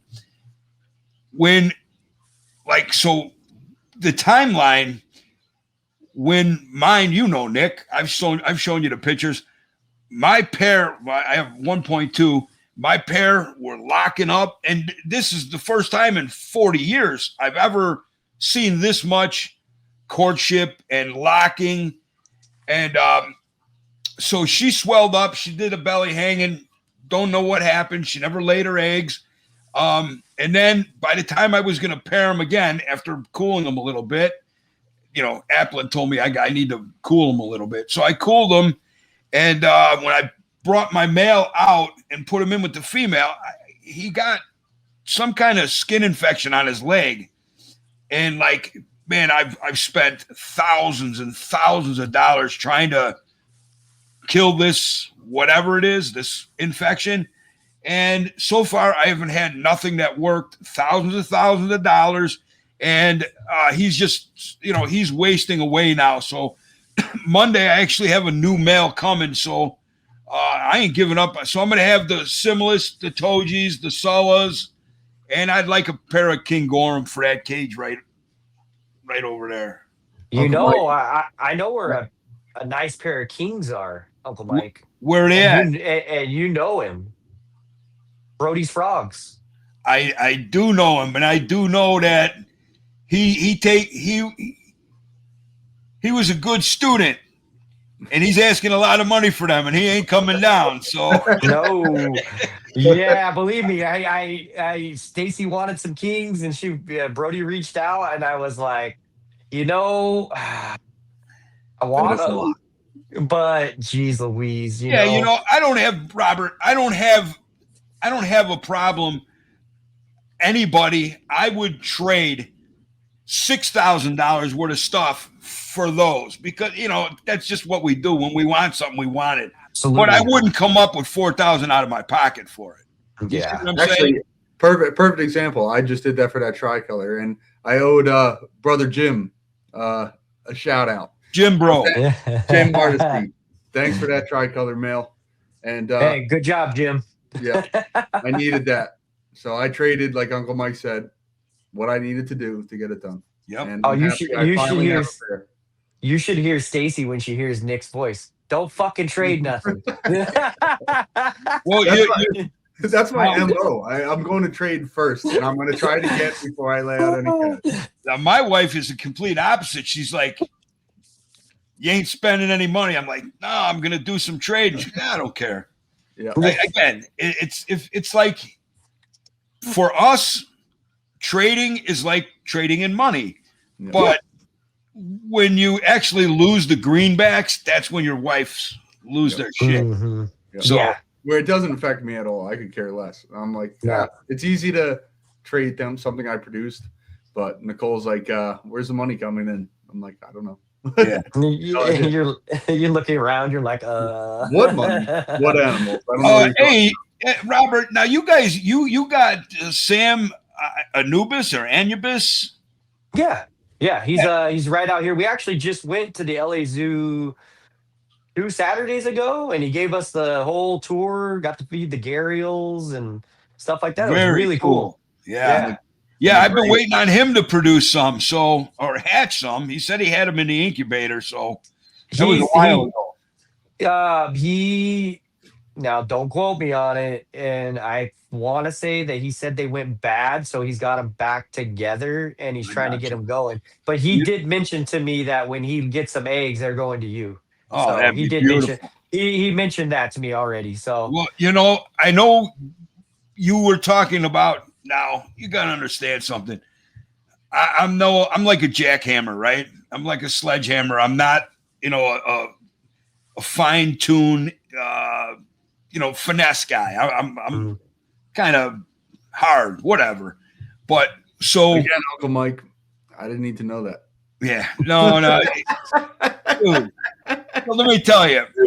So literally, with the Kimberly Rocks, I was breeding the King Gorhams, the Kimberly Rocks, Gill and I had the Pilbaras, but I got rid of them before I was able to breed them. But Ackies, Kimberly Rocks, Gill and I, and King Gorham. Gill and I and King Gorham, their eggs are literally like the size of it, smaller than an M&M. But holy crap, their eggs are solid. As long as you don't monkey finger them and pop them, that was a big problem I had. I used to take a spoon and pick them up. So really, yeah. So, but I mean, they're so small I could barely see them with these dead eyes. So, but their eggs are solid. They're no problem, no difficulty on the Sims, in the Sims, on the grid, over water. They hatched every time. Now, my Kimberly Rocks, it was, digging into the sandy core mix, getting down there, and boy, if you bump one the wrong way, you pop it. If you pick it up and you roll it, I mean, and then on top of all of that, you'd get them out, put them in a Sims over water. They just, they'd incubate forever. They never went bad, but they never hatched. Or I'd cut them open and there's, a fully developed animal dead in the egg. So I literally, thank God that Kimberly Rocks throw a lot of eggs at you. So I've killed a lot of Kimberly Rock eggs until I figured out how they wanted to be hatched here in my house. And that was old school. In small Sims with 1.1 to water vermiculite, half buried, and just leave them alone, and they would hatch, no problem. But man, that's a real finicky egg to consistently do. You know what I mean? Yeah, and I've actually heard that from quite a few people that everybody the Kims says are not just a plug and go type animal. No. And so that's also why I kind of wanted it for Stacy too, is because it's something that I can get in there with her and help her get accustomed to it, and get the ball rolling for her. And she's really good on picking up the signs of the bearded dragon stuff. Obviously, bearded dragons and Varandas are completely different. I know that, but she does her own stuff with the beardeds. Like, I don't help her do anything. She makes her lay boxes. She breeds the animal. She pulls the eggs. Like, this is her incubator. That's all hers. And yeah, so I'm very confident that once we learn it, which I just wrote down what you said, for the cocoa core mixture with the sand and the 50% water, 50% vermiculite, bury them. And, so I wrote that down right now as you were saying that because Yeah. I Well, take that stuff to heart. you can call me anytime you want to talk, Robert. Or I know that. I'm an open book. I'll help anybody unless you accuse me of stupid shit, and that's got nothing to do with you guys. But No. it goes back to the you're killing my market thing, which is. Hey, so coming back to that, so talking about killing your own market, I've created this thing and I say it this way. You can sink your own Titanic. You can go high, but once you go low, that's it. You're done. Yeah. You can't go back up. You cannot go back up. Mhm. And so why do that to yourself and devalue yourself, your animals, your work? Yeah. No, absolutely not. We're not going to do that. Robert, exactly right. Dwarf market. You start at 15, next person goes at 14, next person goes at 13. Oh yeah. I'm not this is my line. You guys can keep going. That's why I keep my shit where literally I haven't changed the price of Coming Eye or Mertens and I don't know how long. And I put them when I put them out publicly, I don't go on Morph Market. I can't do all that computer sizing and bullshit. So people ask me, what do you sell your baby Mertens for? I said, $2,500. Like, oh, this guy's got one for like $999. I'm like, I don't know what to tell you. You want to make me an offer? I'm willing to negotiate, but that's my starting price. I'm not going to $999. I'm not doing that. You're the only one producing them. So it's like you said. It's like you said, Robert.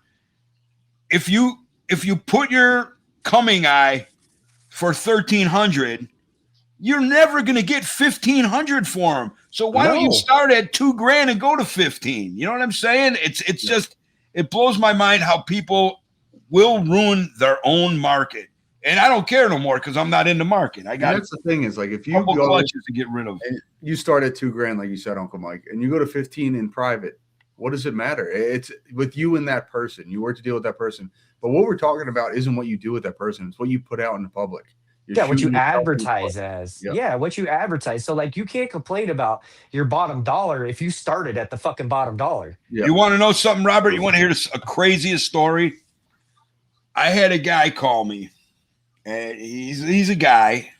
I had a guy call me. He goes, and I used to do business with this dude. We were okay. I wasn't going to his bar mitzvah or nothing like that. He wasn't coming to my birthday, but we would do business, right?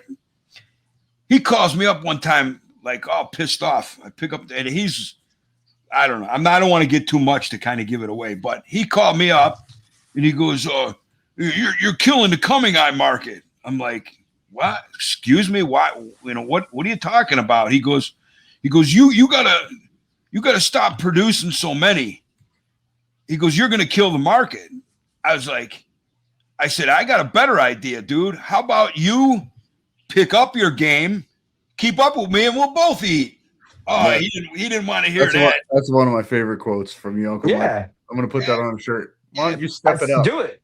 Yes. Step up your game, man. Just come up to my, and I don't mean, I really want to be humble, and I try to be as humble as I can, but dude, don't come to me with some stupid shit like that. That's just. It's not like it's I hate to say it, but a ball python or something. We're talking about a Philippine species that isn't coming in anymore. So why would we dial back? It doesn't make any sense. Think about the animals before, some people are like, oh, it's a business thing. You want to produce more. It's like, that's what we're all trying to do. Which leads into a topic I want to talk about later about conservation and stuff like that. But you got to keep producing. Don't listen to the naysayers. And that's what happened with me with the Black Dragons. And I stopped. And now people are coming to me like, dude, I loved your Black Dragons. Why'd you stop? And trying to push me into it again. And it's like, I don't know. And we'll talk about that when the time comes. I'm not. Well, you know what's crazy about the Black Dragon market, and trust me, I got a lot of people, a lot of friends that are doing them. But I'm going to tell you something right now. Mark my words. If it wasn't for that movie Snaggletooth or whatever that movie is with Snaggletooth, How to Train Your Dragon. that market right now, you couldn't give them things away, but because of that movie, they're still able to sell them. And I know the people. Well, the other thing is too with that, Uncle Mike, is there has been this year, I'd say there's the biggest amount of black dragon breeders that there ever's been out of the woodworks. It's ever has, and they don't even know how to market. They have no idea how to market. Robert, like, what are you guys doing? You're still breeding black dragons, Robert? Absolutely. Okay, absolutely. So here's the thing. I see them getting low on Morph Market. Where do you go? Someone must have called him. I see the. He'll come back. Yeah, he'll come back. So, but I didn't experiment with this, Uncle Mike, with the black dragons. What'd you do? There's a bunch of auctions going on right now on Morph Market. Yeah, and one guy's stuck at 500. I'm not going to mention any names, and I'm not saying anything. I don't even know who the person is, to be completely honest. I'm just saying the numbers. That's all I noticed. Right. One person's is stuck at 500. Hold on, Robertson. One person's is stuck at 500. And I put mine on just to see what would happen. And I guess because, I mean, I've talked about black dragons for years now and how, like, I really was selective when I picked them. And maybe that's something to do with it. Maybe it's people that I know bidding on them. I don't know. But I put it on there. Mine's 300 more than that one already. So it kind of goes with what we're saying. It's like, if you hold a precedent and holds, this is quality. I produce quality. It shows. And we're selling the same thing as a species, but is it the same quality? I don't know. But if you hold that principle, people want yours more than somebody else's. That goes I never went to 500. I never went to 700. I never went to 100. Right. I held here because I thought my quality was worth it. Yep. Exactly. Once you get into that race to the bottom, 2,000, 1,500, 1,300, 1,400. It's like, dude, what are you? Why don't you save yourself the foot race and just go to 1,000 and fucking give them away? You know what I mean? I mean that's well, that's happened with a lot of markets. We've watched it recently. Well, I'm not going to be part of that race to the bottom ever. Well, that's why I don't race it. That's why I don't race it. I don't go on Morph Market. I don't race it, and we have our marketing. We have our clientele. We go to the shows. And we don't go to a lot of shows. We only do the 3 shows a year. But yeah, you can't, when you see people doing that, it doesn't entice me to go on Morph Market and advertise my animals or anything like that. I'm not going to do that. And everyone on here knows it. I got so fed up with that rat race that I decided to go to Indicus and really challenge myself because they're not being produced. But I bit off more than I could chew when I started backpedaling. And now, in all honesty, I'm doing water monitor localities and species that haven't been like bred yet. That's what I'm focusing on. And that's out of that rat race and completely divert it. So there's other ways around it. You don't have to compete with people. If you want to, that's great. I do it with certain things like Coming Eye, but there's other ways around it that you can do other things that you love too. You know why I gave you those Coming Eye too. So Robert's exact words were breed the shit out of these. Well, I don't know, Robert, did Nick, have you ever shared that one photo with Robert, that Jaguar? I can't even find it. I was looking for it the other day. I'll put it up here. I'll make sure I find it. Yeah, Robert, you should have seen. And I'll send it to Robert too. I'm definitely not a fan of whiteouts. Okay, I shouldn't say that. So there's a certain of whiteouts that me and Nick have seen within our own animals, where the black gets taken over by really stark white, not that faded purple color, and it doesn't cross into the yellow. So it's very dry marcated white. But the whiteouts of old, where the whole back just looks like a thermal burn, like a mute, like it's just muted on the back. I'm not a fan of those. Don't like them, and it's of course I love the lizard. I just don't like the look of that. I mean, if you ask me, the best contrast in the monitor world is Coming Eye between the jet black and the lemon yellows. I mean, if you can get them, like I'm not, whatever. I don't want to pat myself on the back, but the Mindanao line that I've been breeding for years, man, you just you can't beat it. It's just a No. beautiful contrasting animal. But with that being said, so whenever I'd have some of my babies raise up and they had a little bit of black on their face, I'm trying for perfection. Oh, I But, know. some do get some blushing of black. And then Nick, he started telling me, like, I think it was maybe Elvis or your Triton, one of them that has a really black head. Elvis. Yeah. Okay. So we started talking about those, and I'm like, you know what? That Nick was telling me how much he loves the black masking. I'm like, I don't get it. And then it was a slow drip for me, wasn't it, Nick? Yeah, it was. It's like, well, that's where we went down the rabbit hole of the hybrids, and we were trying to look into like, was Samarensis influencing the black and all that, and we found out that it wasn't. And then I just started falling more in love with that black, and then we found that one. And then no, Nick starts, dude, this is what we do pretty much all day. Ding, what is it? Oh, another picture. Ding, another picture. So he starts sending me like blackhead coming eye, blackhead coming eye, blackhead coming eye.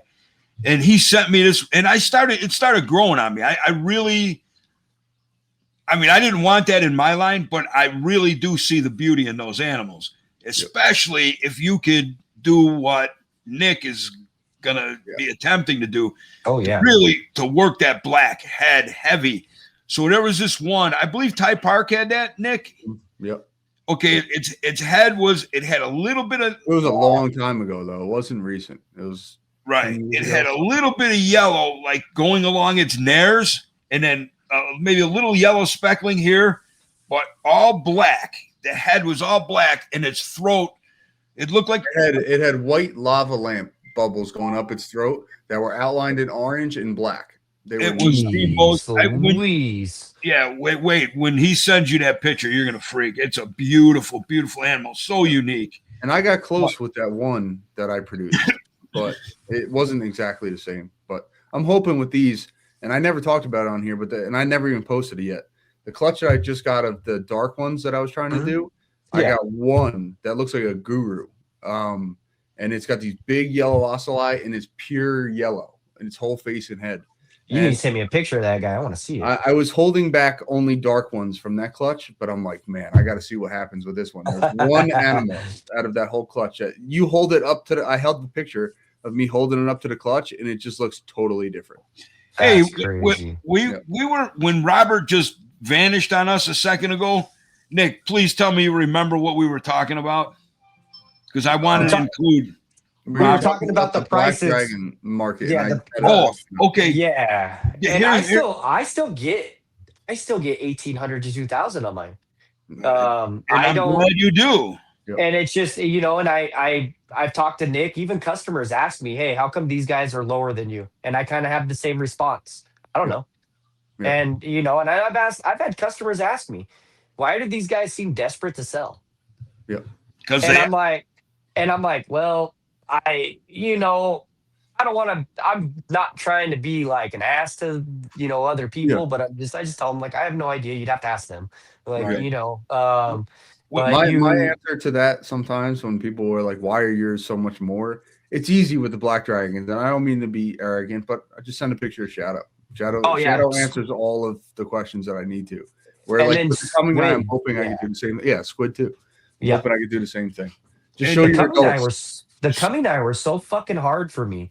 I don't know why. That was the hardest species for me to breed. Yeah. See, it's weird you say that, Robert, but thank you for being forthcoming with that. And I just want to make a point to the brainiacs listening now that it's another thing that I've always said is, people will call me from Texas and say, how did you breed your peach throats? I'm like, well, I could tell you what I did, but you're obviously going to be, your barometric pressure is different. Your air, the dryness of you're not everything. You're not like a basement in Wisconsin. Does that mean you can't do it? No, but I just never lived there, so I haven't figured out what would work there. Yep.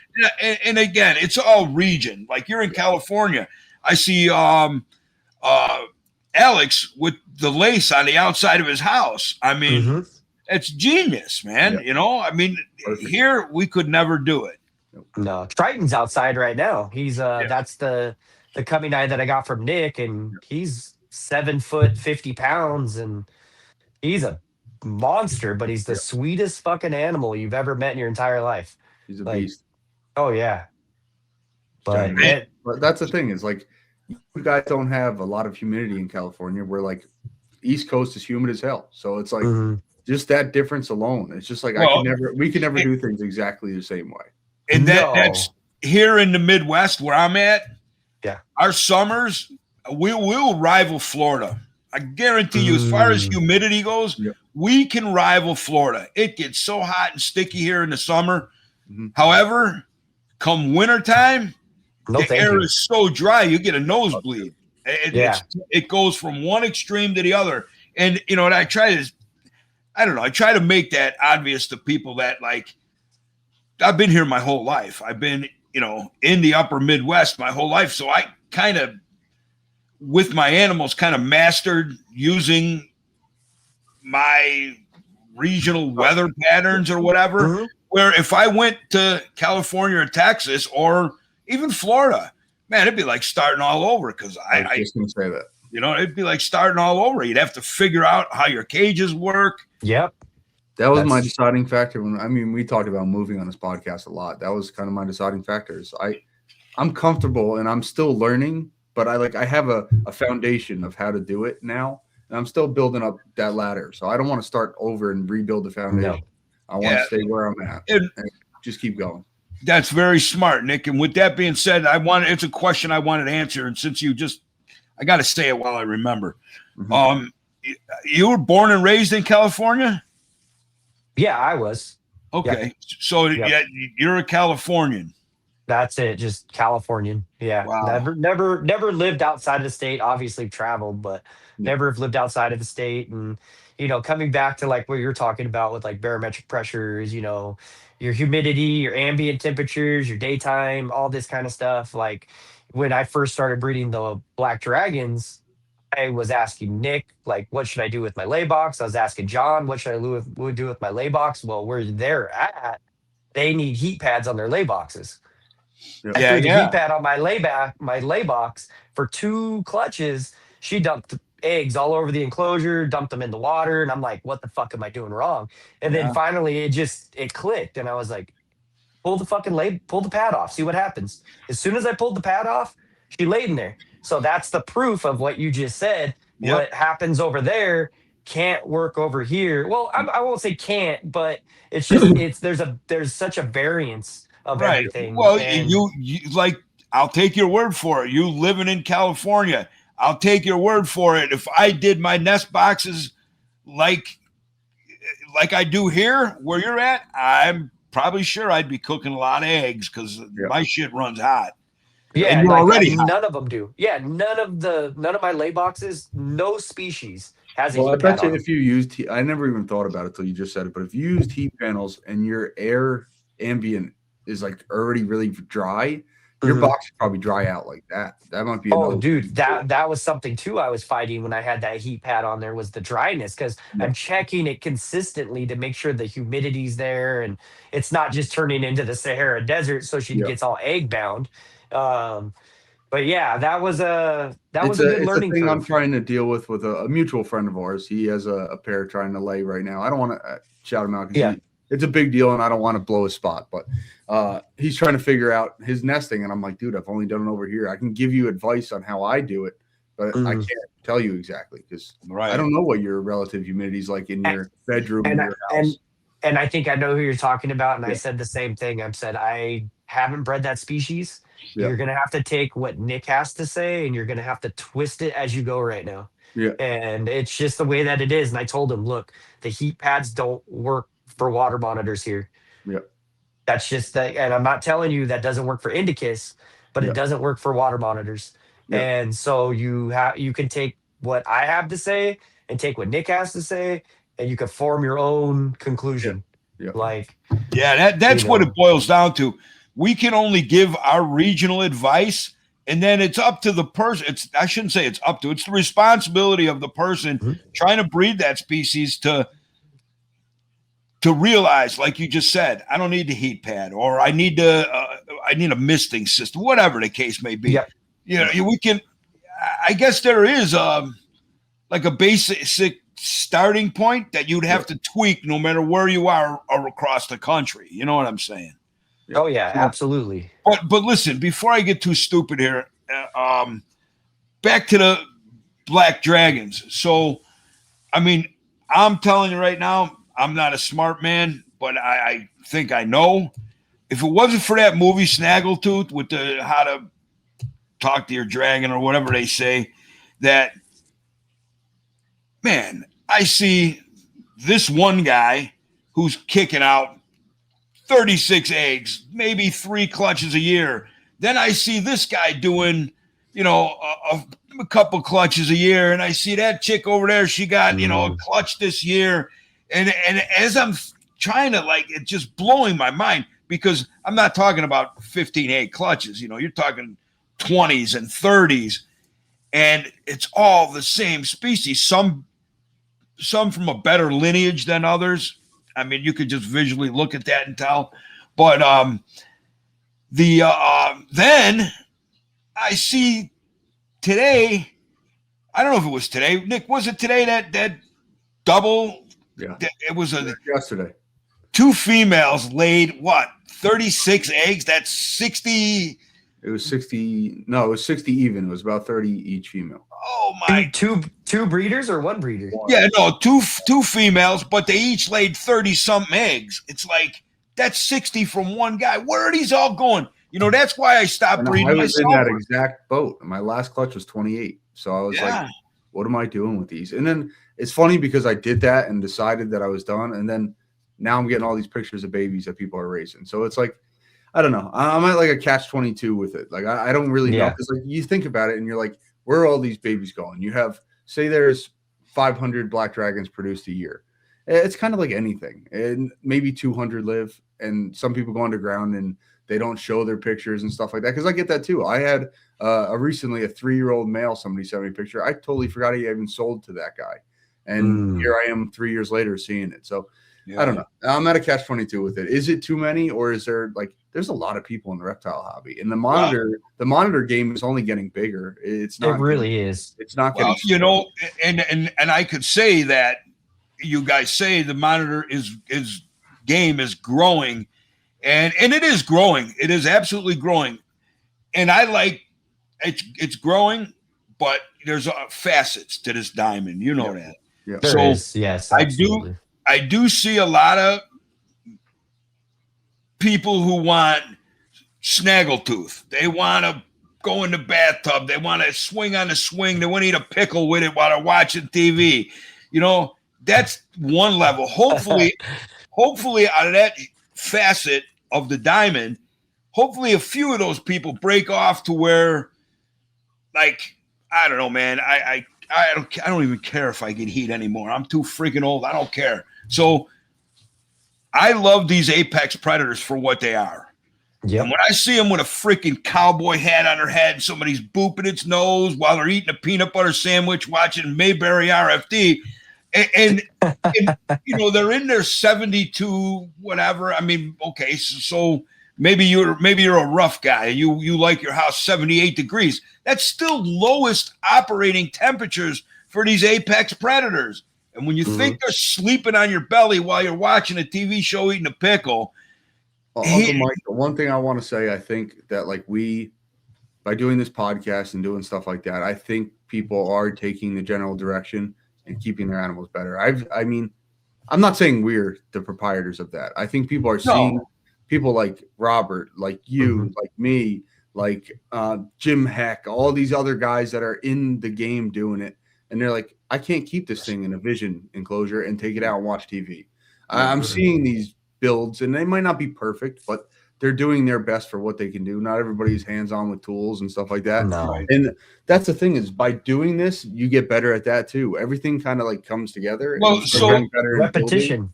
I mean, you know, they might start with the Black Dragon and have 4 adult monitors and keep them the right way. But it's more people doing it that are going to spark. And you know, you can liken that facet of the new people coming who don't really understand these apex predators, like, you know, that we take this stuff serious. We take our animals serious. We we don't want to turn them into something that they're. There you go. That's what I'm looking for. We're not trying to turn them into something that they're not. Something that, like, when I see people, when I see people at the barbecue and they got whatever booger. I always say booger, right, Nick? Yep. They got their little buddy booger. That way nobody gets mad at me. So they got their little buddy booger sitting on their thing and they say, look at him. His eyes are closed. He loves me. I say to them, I'm like, you know what? You're right. I said, Booger loves you, man. I'll tell you what. Booger loves you so much. If you go back to his country of origin and put him on your chest while you're at the barbecue, while he's sleeping, as soon as he opens his eyes, he's up the tree and he's back home where he wants to be. He's not a puppy dog. He's not a stuffed animal. That's the stuff that bothers me about these. They deserve more respect than that. Yeah. And they're not a dog. They're not a dog. Right. It's not a domestic animal. Yeah. I don't want to say her name because I don't know her like that, but it made me. She's an influencer of some sort, and she has a croc monitor, and she always shows how personable this croc monitor is. But in a post she did today, and I'm sure she's done it before, it's just the first time I'm seeing it. She said, notice how I handle him. I always notice his behavior, and he's not like that all the time. She's like, that's just what I show. But I always make sure he's like that when I get close to his face. Any other time he's steered away from me. And that face, I'm aware of where that face can be because he moves like this. And she's teaching people that it's not always sunshine and rainbows, even though she does show that. So it's cool. And there's a way to do it. And like, I could do the same with Shadow if I had the time. And every day be petting there and laying with him and cuddling him. But I would tell people the same thing she was. So I don't want to say her name, but huge kudos to you for showing people that it's not always sunshine and rainbows. That's that one broad with the red hair and the patch over her eye? No. Oh, okay. No. But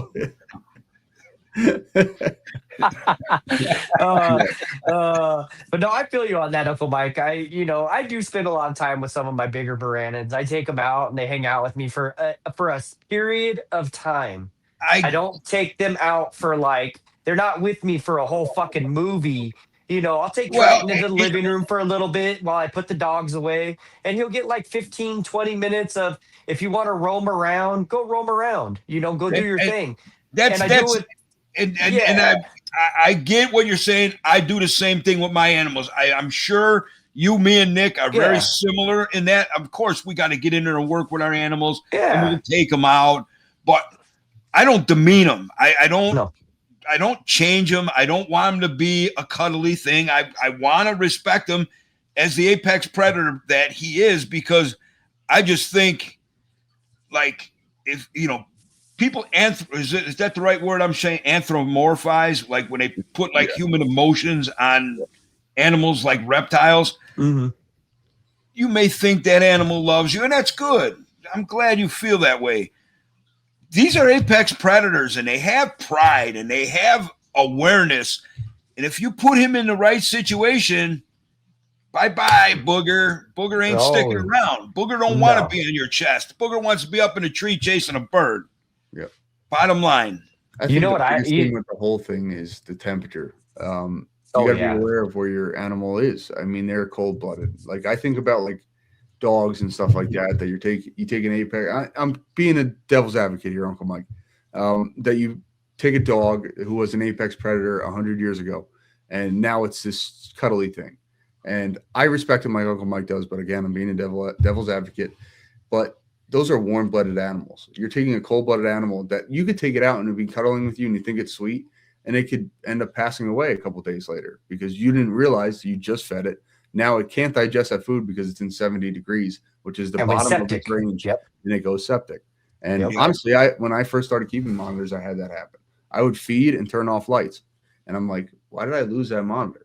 And let me tell you something. Living here in the upper Midwest, the old back in the day, the glory days of Lee Watson's reptile swap, January, you got people outside with boas on their neck. It's like, for real, dude? Well, I'm getting in the barn. I'm going to get in the barn. I'm like, that 10 seconds from your car to the barn ain't good for your. I mean, that's temperatures they don't even understand. Yeah. that 10 seconds could be all it takes. That's it. Yeah. And it's just so weird that like people want to be seen, and that's cool, but just respect your animals, and it's a living creature. I mean, come on, use your brain. Oh yeah. Yeah. Like So even when we go to the shows, I have heat pads on all of my tubs that I take, like for the monitors that I take out and stuff like that, and show everybody. My friend There's does heat that. pads, and they're set at 95 degrees inside the tub, so that the tub, when you open that and tub up, you get a fucking slap in the face of heat, and that animal's toasty, and he's not just like, that's another thing that really bothers me when we go to the reptile shows is if you come to our table, everything on my table is in an enclosure with heat. Either it has floor heat and it has above heat, because some of those big buildings, they don't have very good like insulation. It gets cold in there. So when you see all these other vendors and they have their monitors and deli cups on the tables, yeah, and there's no heat on them and anything, and they're like, "Oh, it's so sweet, it's so kind." No, the thing has no metabolism right now. Yeah. As soon as you put that thing in under heat, it's gonna turn on to what it really is. Or It's either gonna, yeah, you're right, Robert. Though the best is I'll get text messages or whatever, like from around here, locals. We were at the reptile swap over the weekend, and we got a baby Nile monitor for $11, and he was the cutest little thing at the show. I said, and you bring him home and you put him in a fish tank with an open top and a heat lamp on it. She goes, yeah, now the thing's as mean as shit. I'm like, well, number one, you got him in a beef jerky maker. Let's get your cage fixed first. Yep. But you got to realize, you picked up that animal when he was almost lethargic. And now you got him, and he's fired up, and that's more of what you can expect than a nice little booger, Yep. Oh, Excuse me, fellas. I got a fight or something going on over here. It's okay. Well, we'll pause on the mic. Are you going to do magic tricks, Uncle Mike? I don't think you should edit that one. The two fellas, I hear them in there beefing. It's like, what are you doing? I was ready for a puppet show or something. No, I thought you could have came out with my boob hanging there. Woo! So listen, Robert. We always get distracted and we always go off on rants. It's what we I try to control Nick, but he gets out of control. He's out of control, this guy. There's no control in Nick. Come on. No control in Nick. He's a maniac. It's not unlimited exotics for any reason. I don't have limits. So I don't even know how long we've been going here. We do different shows at different We're times. at like 2 hours. Okay, so we're at 2 hours. Robert, we could talk to you forever. Yeah. So with that being said, we're going to kind of wind down here. Yep. And we're going to have you back, obviously. But future, and I'm not talking, immediate future. Yeah, the next year or so. Yep.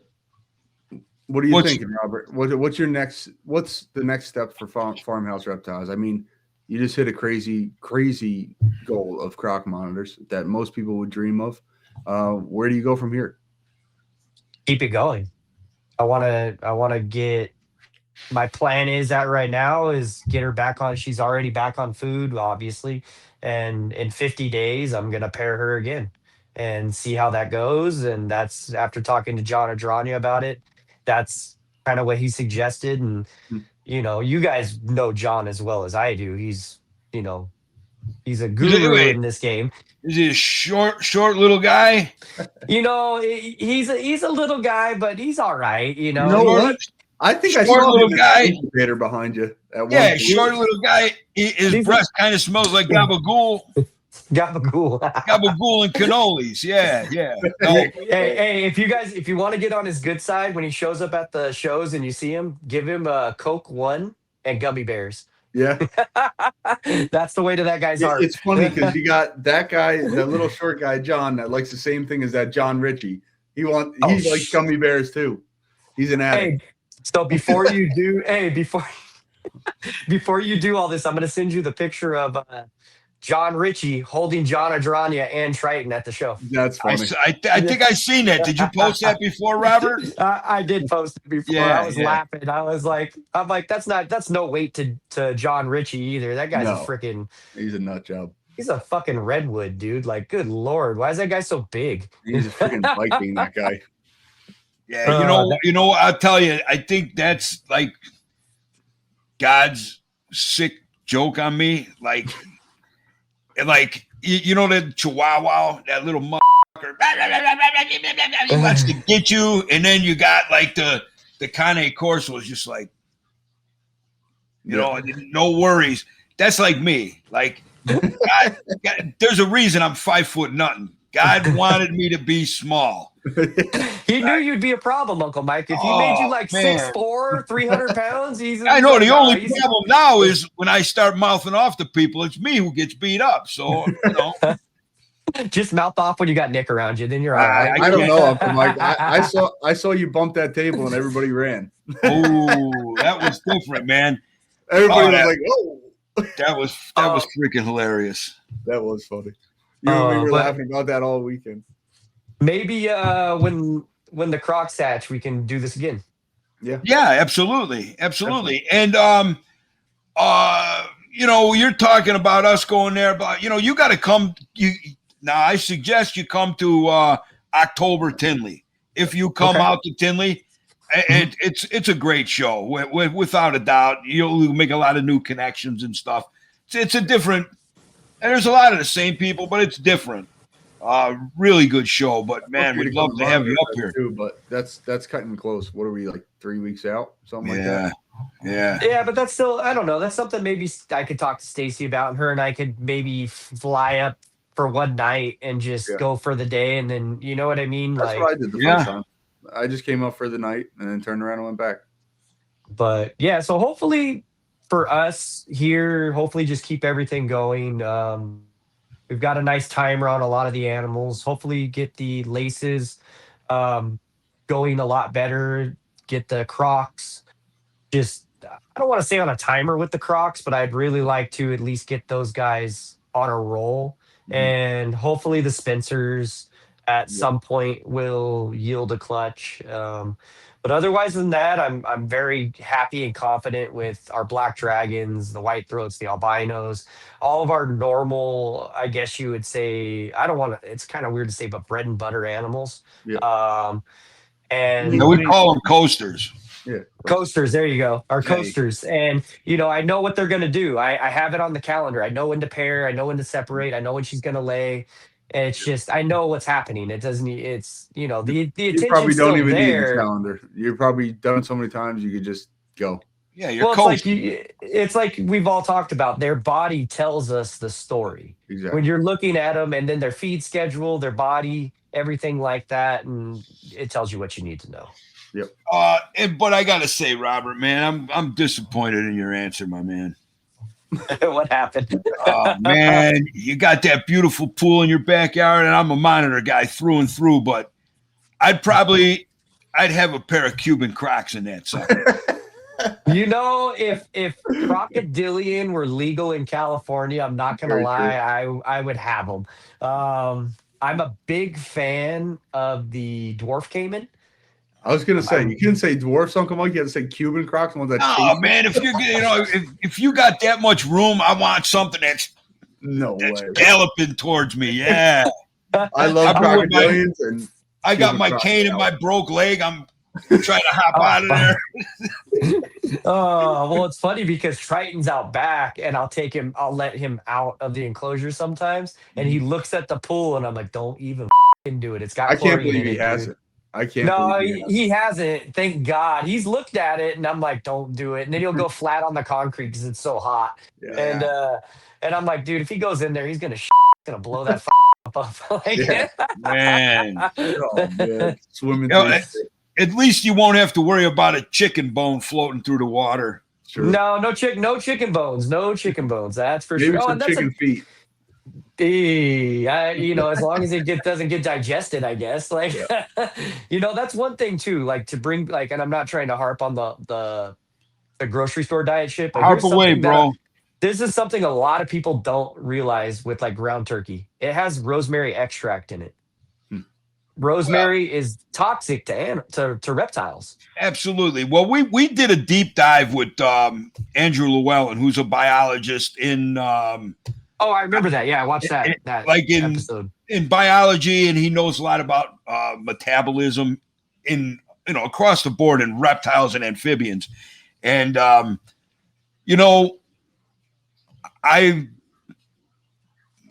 have a lot of distrust for our government. I think we've been lied to for a long time about a lot of things. Okay. Mm-hmm. And when I hear a guy who I've been following for years, and he's like me, he's an Italian guy, he likes to eat food and he likes to eat good food. And then he goes actually over to Italy and he goes, you would never believe how good pasta tastes over there. You would never believe how bread tastes over there. It's like us. I don't know why Americans do this. So we get a great thing like wheat, and we make grain. We make our bread out of it. So what are the freaking geniuses in the United States do with our food? They take a perfectly good wheat, they run it through a mill, they take everything out of it, and then they pass this white powder off to us as flour and say, here, go ahead and eat it. You wonder why everybody in this country's got gluten, diabetic, and this and that. You don't get that stuff over there because they don't play with the food. If you got a food like the whole prey diet too, you got a food that's perfectly good. Why? I don't understand who would even think of this. Like surgeries too. Who's the first guy who said, I'm going to drill a hole right here in this guy's head and fix his brain? I don't know who thinks of this stuff, but who would think to take a perfectly good loaf of bread, pull everything you can out of it, use it for something else, and sell it to the people? You're selling a bag of shit to the people, and we're stupid. Hey, give me another loaf. What are we doing? And so now you're talking about turkey with the rosemary. Turkey, now I don't even get me started on how they clean up those machines daily. Oh, I know. You can't run that thing, 24 hours. After so many hours, it's got to be thoroughly disinfected, and they use a lot of nasty chemicals for that. And that's what you're getting with your grocery store food, let alone they take a chicken that's living on a farm, okay? Free-range chicken, not the white ones that Purdue sells. A real chicken in somebody's backyard. You take that thing and you butcher that animal, and then you look at a store-bought chicken leg. They run it through some kind of a bleach solution. So all of that pale, white, gray meat we eat ain't nothing like the shit that hasn't been through the chlorine bath. You know what I'm saying? So, I mean, I hate going off on these rants, but we're talking about feeding this stuff to our animals. We shouldn't even be eating this stuff. Yeah. No, not at all. My wife, who's in the medical field and has done many different divisions of the medical field, has said that since we started dating, before we even started talking about animals, anything like that we shouldn't be eating. I mean, I guess it's laziness because we still do, but she's been saying that forever. It's just convenience. I mean, it's really, really stupid. Dude, I don't want to get off into a conspiracy. No, I know what you're talking about, and I definitely understand that. Pull that out of. Well, you know what I want to know too? Like, wow, there you go. What do you got there? Little That's white throat. Yeah, I just took it out of the incubator right now. That's funny. That's so cute. They look great, man. Yeah. You know what? I know you're always trying to push them things back off on me. Maybe one day. Well, you told me that Karen loved them, so I'm like, my wife loves them. If you ever want one, Uncle Mike, all you got to do is send me a box and a label. Well, I never want one of anything, so. Well, guess what? Then all you need to do is send me a box and a label. So No problem. Hey, man, Robert. All I got to say, Uncle Mike, is you said you were cutting back, and I'm noticing this list is getting longer and longer and longer. You know what, hey, I don't want to say nothing, but she picked up on it too. I made dinner really nice. I always cook, but I made dinner real nice. Had it all set up. She got home from work, sitting there eating teriyaki chicken or whatever. We're eating it. It was probably the bleach kind. So we're eating this stuff, poisoning ourselves. And I told her, I'm like, I got a trade deal going. She goes, trade deal? We need money. I'm like, nah, I'm not spending any money. I'm trading. She goes, no, but we would have got money for the lizards. I'm like, but it ain't money. We went through this. So, so I do have and I'd never planned on, I don't, it's so stupid, man. I don't count like my similis, they're in a tiny enclosure. I don't count the barrels, my barrels that I would put King Gorham in. I don't count them. Those are just like, I don't know, like fish tanks or something. You know what I mean? Mm-hmm. I don't count them. But this is spoken like a true addict, Uncle Mike. Yeah, thank you, man. Yeah. But hey, listen, Robert, man, I just wanted to say it was great meeting you in California and having a meal with you. And thank you so much for coming on. It was actually a really great conversation. And wow, I think my computer is going to die. But thank you for coming on, Robert. We'll have you back again. Keep up doing the good work, man. You're an inspiration for people coming up, and just keep killing the game, bro. Yep. Well, thank you guys very much. I appreciate you and Nick. Thank you for having me on. It's an honor, and I'm very humbled that you guys invited me onto this. Thank you guys very much. It just happened to be perfect timing. Uncle Mike basically covered it, but you're killing it, man. Thank you for doing what you're doing and being a great friend too. Yeah. Keep on keeping on. I appreciate you guys big time. You're on top of the game. Keep it going. Why don't you drive a little more this week and give me a call sometime soon? Yeah. He got to get off the phone with me. I mean, I don't know what it is. You got to share him, Uncle Mike. Like, we got to do it. Oh, this ain't gonna sound right, but we got to do us a three-way. Hey, I'm not complaining about that. You know what? I'm not going to Monitor Fest. I'm not going to Pomona. I'm done. All right. Well, thanks, Robert. I really appreciate you. Tell Stacy we said hi, man. I definitely will. Thank you guys again. And we'll all talk soon. Okay. Sounds good, Robert. Robert Balan from Farmhouse Reptiles. Thank you, guys. See you later, bro. Take care, guys.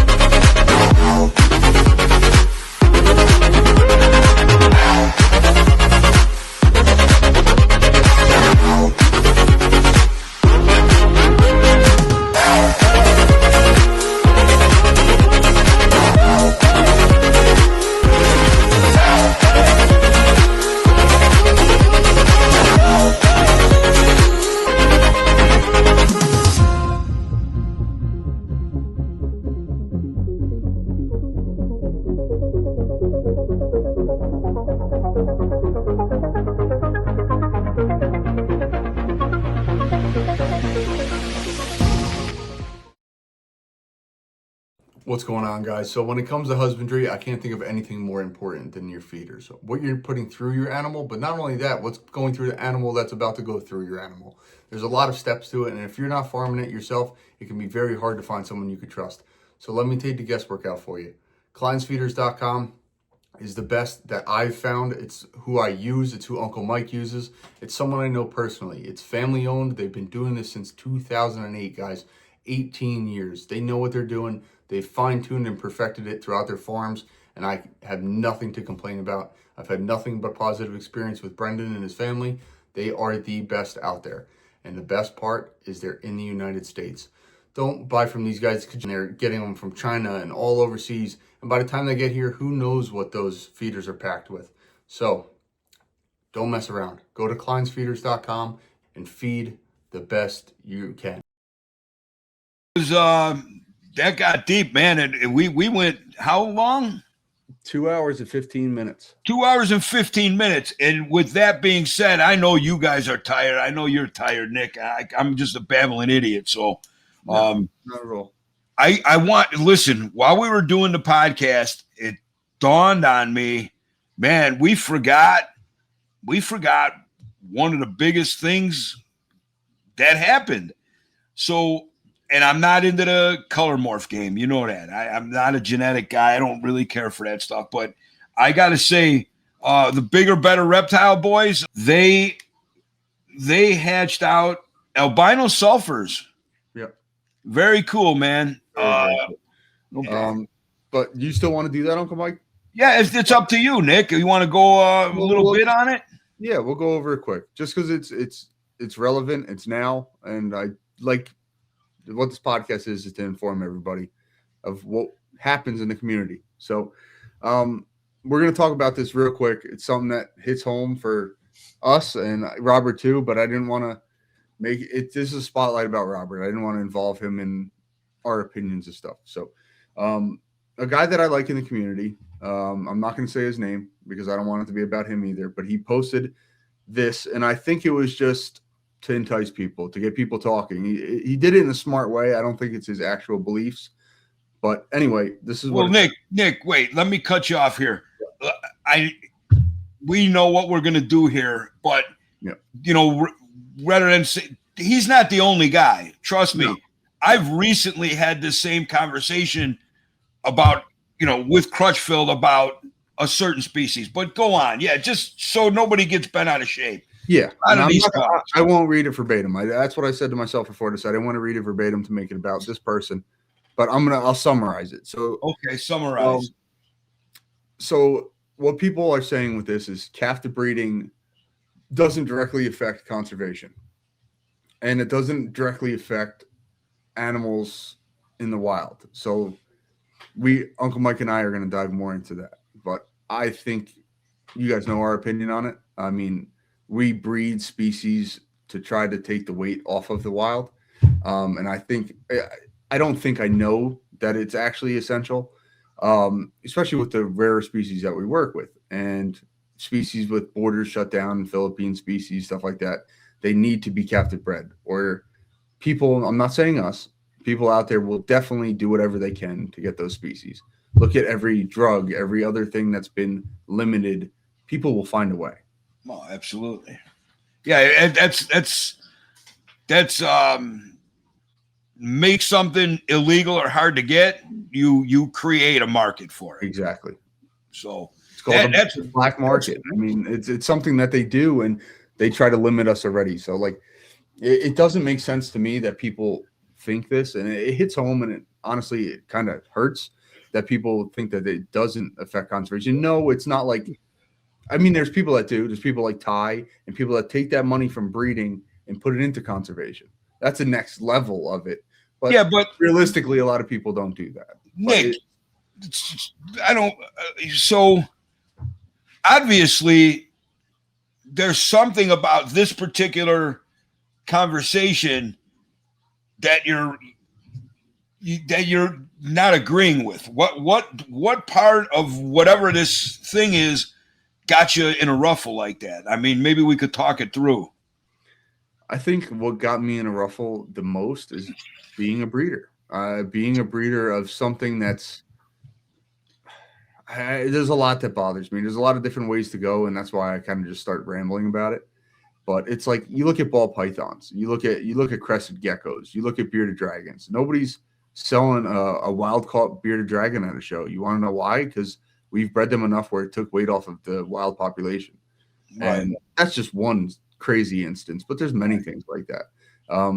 Talking about the croc monitors that we were talking about, there's definitely going to be weight off of them now that we have more breeding in the United States, because people are going to want a captive bred animal over a wild caught animal. I know I would, especially with that species.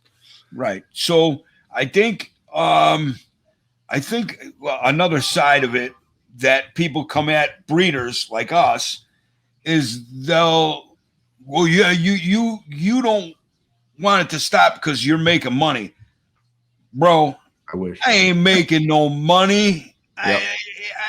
There's no way. I mean, in order for you to like to make like a puppy mill, oh my God, it would cost you so much electricity, so much hands-on help, so much food that the money these animals sell for, you're not making a huge profit. You know what you're making? I'll tell you what I make.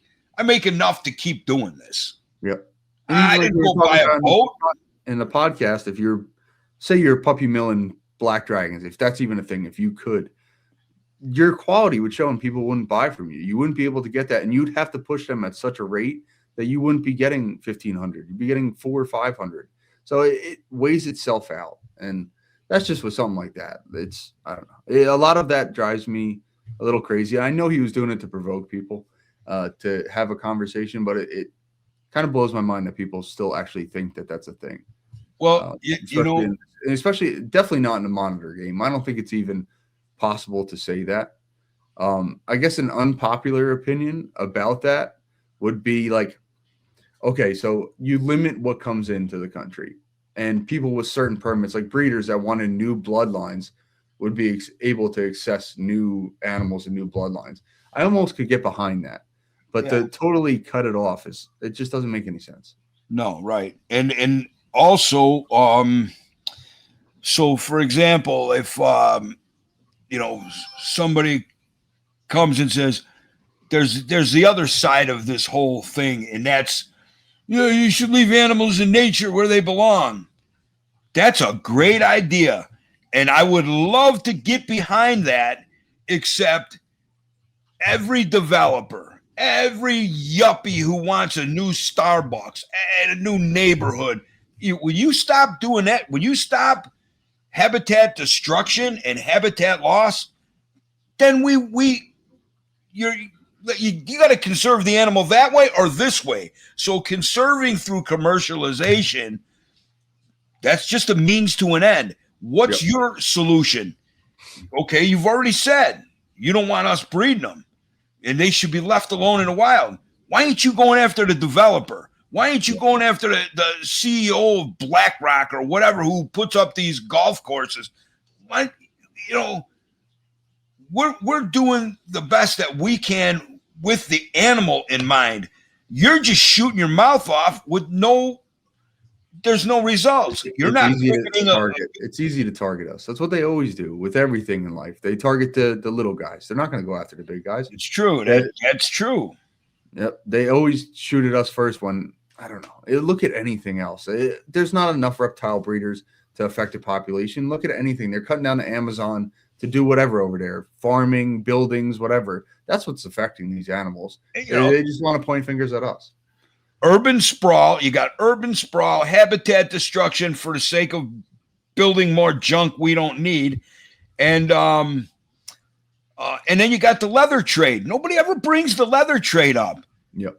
You don't need alligator shoes. You don't need a eel skin cigarette case. You don't need stingray boots. You don't. And the other thing is, I'm not against it. Obviously, it's where they live. They have first obligations, but it's the people there too. Yeah, I'm not talking about overhunting. I'm not saying against you. I'm saying no. People don't weigh that too. It's like they overhunt certain things because they're just in that area. It's more of those people than the 20, 30 croc monitors that come here. They might kill that in a couple days over there. You don't know. It's just easy to point fingers at us because we're not doing something to keep us alive. It's a hobby over a lifestyle. And that's true. But I know me and I know you for one, Nicky Nick. My whole main goal of this stuff is, and I kind of think that's why I've shifted gears to where I'm going now.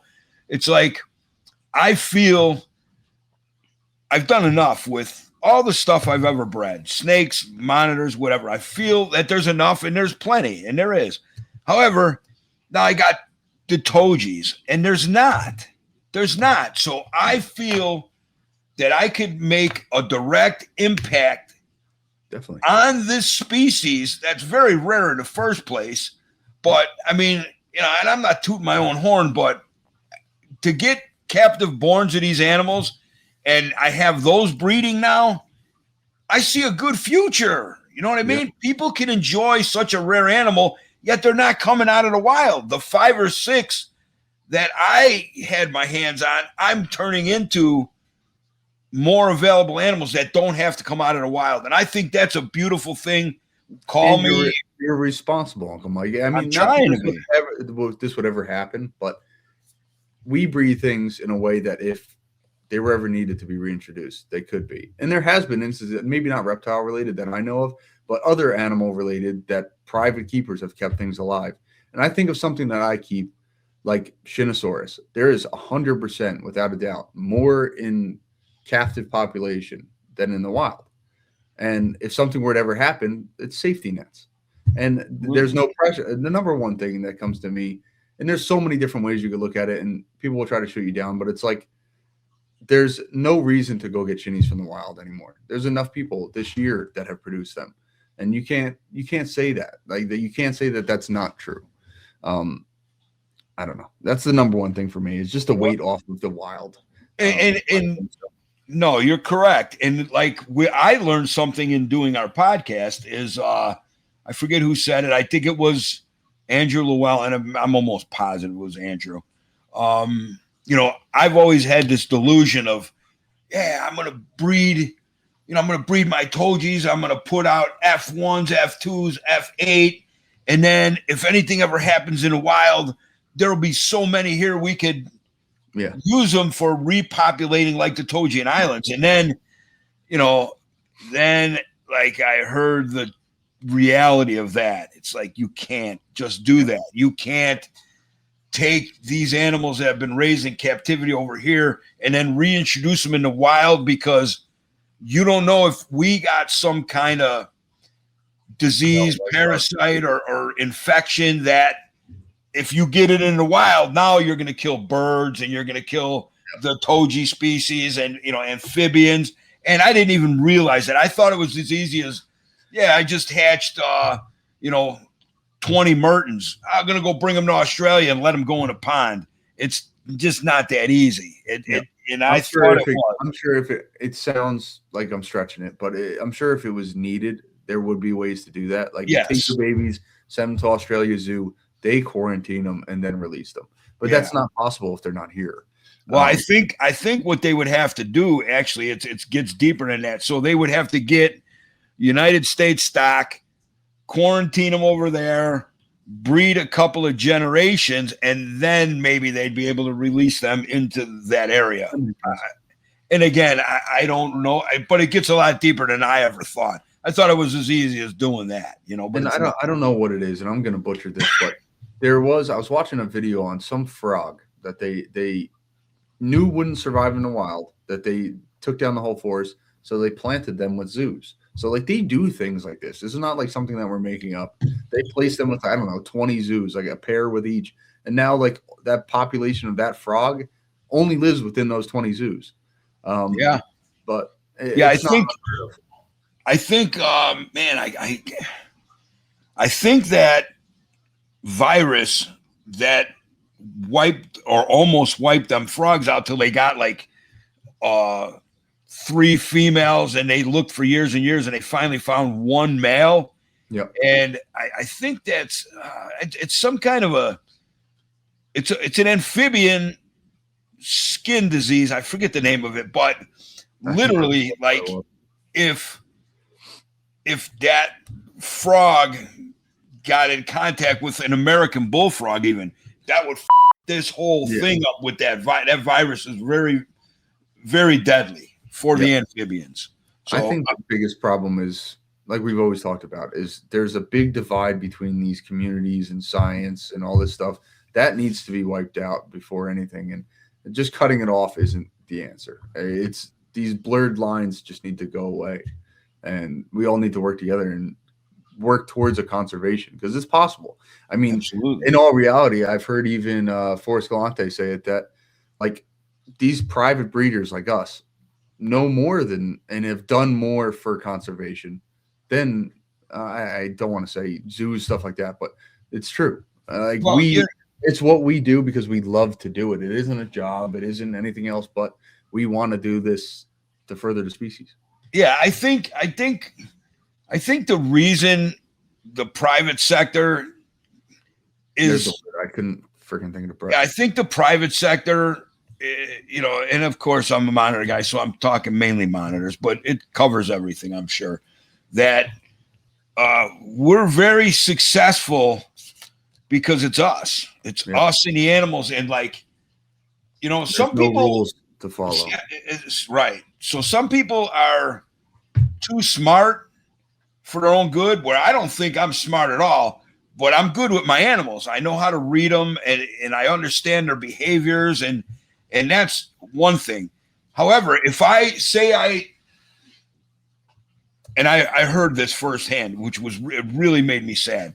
So I had a buddy. This is a story I'm sure I've said it a million times, but he had a back in the day, he had a green tree monitor in a zoo, and he was having trouble getting it to feed. It was obviously a wild caught. And I'm like, dude, take a pinky, dunk it in some warm egg yolk. I guarantee you he'll take it. He goes, oh, and you know, I thought it was that easy. Just do that. Yeah. Crack an egg, put it in the microwave till it's warm, dip a pinky and give it to him. He goes, yeah. He goes, I'll run that past the board. I'm like, whatever it was, the board or whatever. I'm like, what? He goes, yeah, next month the board meets. I'm like, dude, that thing don't have months. That thing's got days. It was bad. It was really dehydrated. Yep. And so we don't have our hands tied with a board or whatever that's called, the association or whatever. So I think our freedom as private keepers really works to our advantage. Definitely. You know, we don't answer to nobody. Nope. And we're able to bounce ideas off each other. Like we just did, and we do all the time. Yep. They can bounce ideas off, but they can't implement them. Right. Well, yeah, they have to pass it. But I get it. Maybe that's because they're funded or something. I don't know. What do I know? I never worked in a zoo. Yeah. But no, but I think that pretty much covers it for a quick thing. You could talk about it forever in a bunch of different ways, but I think it's necessary. It's kind of just our opinions, our quick opinions. We're no scientists. We're not going to solve it on this podcast, but I think as breeders that I think it's essential, and it amazes me that people in the community don't think so, especially a community that loves it. Because let's be real, if they take it away, it affects all of us. I don't think how you could have another opinion if you keep. I think the big disconnect, and I remember talking the same stuff about academia, the zoo sector, and the private sector. Like back in the day, like I'm a naturalistic guy. I love naturalistic enclosures. That's a thing that's becoming very popular now in the United States. But believe it or not, there was a time in the United States where you had a fish tank with a screen top, a light, a water bowl, and an upside down, the log. Yep. It's like, really? Man, if I was that animal, I would hate living in there. So I would always plant them up and, cover the top for humidity, do all of that. And so that's where we excel, right? So we excel at that. Now we're starting to do that now, but in those days, the Europeans, you always seen the academics talking to the zoological guys and the private sector. That was like, they all bounced ideas off.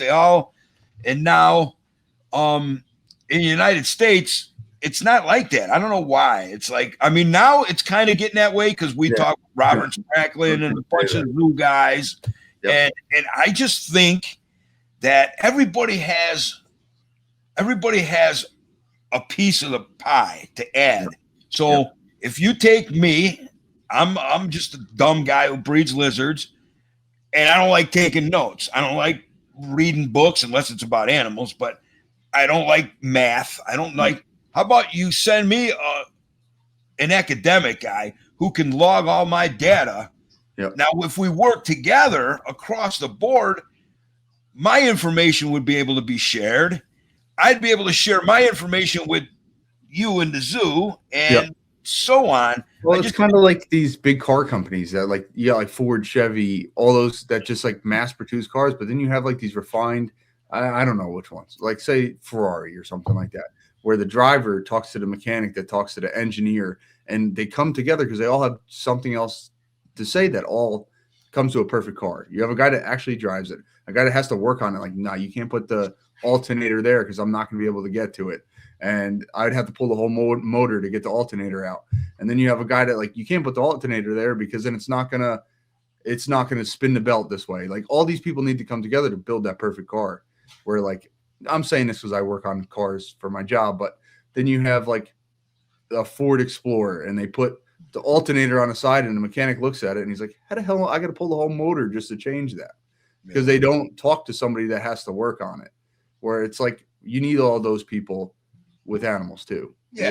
And you got the science guy, the guy that's working with the animal, the guy that knows the area where they're from. It's the biologist, the scientist, the hobbyist. They should all come together, which we don't. Right. And like you said, Uncle Mike, I think we are starting to. We're not like working together, but like we're able to talk to Robert Spracklin and give him ideas, and we're able to do that just on a personal level. And maybe it affects like his studies and stuff and how he thinks about it. Maybe it doesn't, but at least we're able to talk to those people. Well, you know, in like when we do talk to Robert, and you know, I think we've talked to him enough now where I know he's sincere. You know, when he says to us, "You guys are smart guys. You know what you're doing," and I don't often hear that in my world.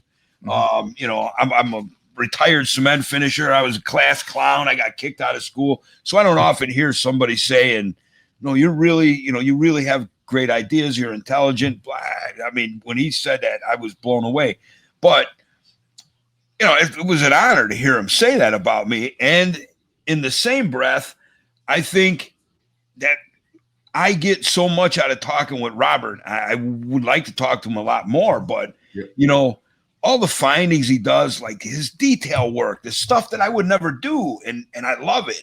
But that's not me. I just don't do it. So if we each put our talents in a spot and bring it together, man, you know, animals would be in a whole better place. But I think about like what we were just talking about. Like I think about you have Dr. Robert Spracklin, you have us that like work on like hands-on with the stuff. Then you have Dr. Stahl that adds that level of it. And if we all work together on these species that trying to crack codes and stuff, it would be game changing. And you do it a lot faster because Robert has those answers and Dr. Stahl has those answers, and it's just stuff that we don't have our hands in all the time, where they do that stuff every day. And it's the same for us. They don't keep monitors and breed them every day. So they need us for that. And right. Just wish it was more working together, and then we wouldn't have things like that to answer, I guess. Right. Well, you know, maybe with everybody kicking in together, everybody doing their piece of the pie, what can benefit from that? Yeah. Like I always say, our beloved animals, man. I love monitor lizards, man. If you know, I love reptiles in general. If we could get together and, you know, tell the Hyatt, no, you don't need another building over there. You don't need to destroy that forest so you can put up another hotel. Go to that friggin' hotel. As a matter of fact, that's going out of business, right? How do they do that? How do they do that? How do they put one up over here on this beach and, you know, 12, 15 years later, nobody wants to go to that beach no more. So all those animals have been ran off out of that area. But now this is the new hotspot on the river. So now they're going to go destroy another habitat. It's people are the way that was worded was there was that breeding in captivity has no direct conservation effects. We're like, no, it has no effects on conservation. I added the word direct because I wanted to add it in the next thing. And it might not have direct connection, but it definitely affects it. It might not be like, all right, I bred the species, so 2 more didn't come out of the wild. It doesn't happen like that, but over time it will. It's just maybe we're not seeing that with a lot of species just because we didn't get there. The only thing that I could think of is like ball pythons, bearded dragons, like the mainstream ones. But if you let it go on long enough, it's going to happen with almost everything. But I don't know. And then, like I said, I think breeders should be permitted to get new bloodlines. I don't think and that's just my opinion. It might not be the right one. It might sound wrong, but I don't think everyone should just be able to get them. No. If you really want to limit something, limit it there to the people that are actually getting it. And then like by permitted, they come check out your place. Like it's not a bunch of vision enclosures. It's aisles of nice enclosures. And they're like, okay, this guy deserves to have this bloodline. And yeah, that's a whole nother topic. But well, you know, I'm really starting to like this segment. After the show, when we have our like little bitch session we do with each other or whatever. But I really think, you know, organically we put out some good information that, you know, even gets me thinking right here, right now, you know. But yeah, I think this was a good show. It was great having Robert on. Yeah, awesome. And then this topic, very, very well deserved. It was just funny that the chances 2 days before he starts cranking out all that stuff. Yeah. It was funny. Yeah. He's a great guy. I've known him a long time, since before he even really dove into the monitors. He might have had like one or two when I first started talking to Robert. So cool to see the big upswing. Let's see real quick. I know you're tired and you want to go. I would be fine if I wasn't so damn sick, Uncle Mike. Just to let my brain. Yeah. Well, you know, I was feeling like shit when we started this, and I feel great now. I'm probably going to go upstairs and smoke for an hour and a half. I'm going to knock out. I'm like dizzy. May 14th, we got the Bigger, Better Reptile boys coming. So we'll talk to, I believe it's either Marcin or Kyle. I think either one of those two will be available. Yep. Don't know which one. And then I'm trying to get our buddy up in Milwaukee, T-Style. Yep. And I know Cody Allen, we got him coming on in a few weeks. So, yeah, man, Monitor Brains is kicking out. We got some good stuff coming up. Oh, yeah. And, geez, I don't want to – nobody's going to still be around listening to this, but, man, Monitor Brains podcast, we got something big coming, and it's going to be a really good thing. We're going to let it out of the bag here, but yeah, you guys are all going to love it. And it's for the whole reptile community. So it's not just Monitor Brains. So I think it's going to be big and very excited. Yeah. Very excited about it. Very, very cool. It's the start of a whole new venture with all of this. And another thing too, Uncle Mike, is by the time this comes out, it'll probably be within a week of Monitor Fest. So unscheduled episode is probably not going to go to the beat of our normal drum. We've been doing every other week now. But we'll be live at Monitor Fest doing interviews, probably like 15 minutes, I would say, right, Uncle Mike? Yeah, we'll do well, you know, we got big plans. We're gonna try to have like live, just a camera, like an aerial view of everything going on. I'm probably going to turn the mic off, so I don't want people have their own privacy and conversations. I know that doesn't need to be involved, but I just want you guys to see us all hanging out.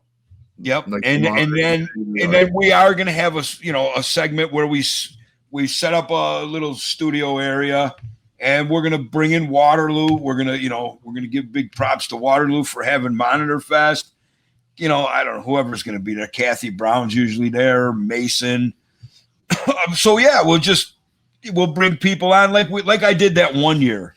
Yeah, that was really cool. That's what sparked all this. And I remember sitting there, I was driving, like I normally am, watching. I'm like, man, I should have went. So that's the goal, is to get as much as the community there as we can, and bond and talk monitors. So we'll be live, aerial view, and doing a podcast. I'm going to try to set up a couple cameras so you guys can really see what's going on. So sounds good, Nick. And again, appreciate you. Thank you for being my partner, and I appreciate you. And like I say, man, God bless you and Nicole and JJ on your anniversary, right?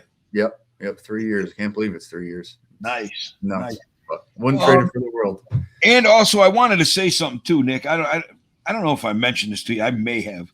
But I got contacted by a guy, never heard of him before, and like seems as though he may have been in a little trouble or something. And, you know, I'm not going to get into it, but he's a monitor lover, probably novice, I would imagine.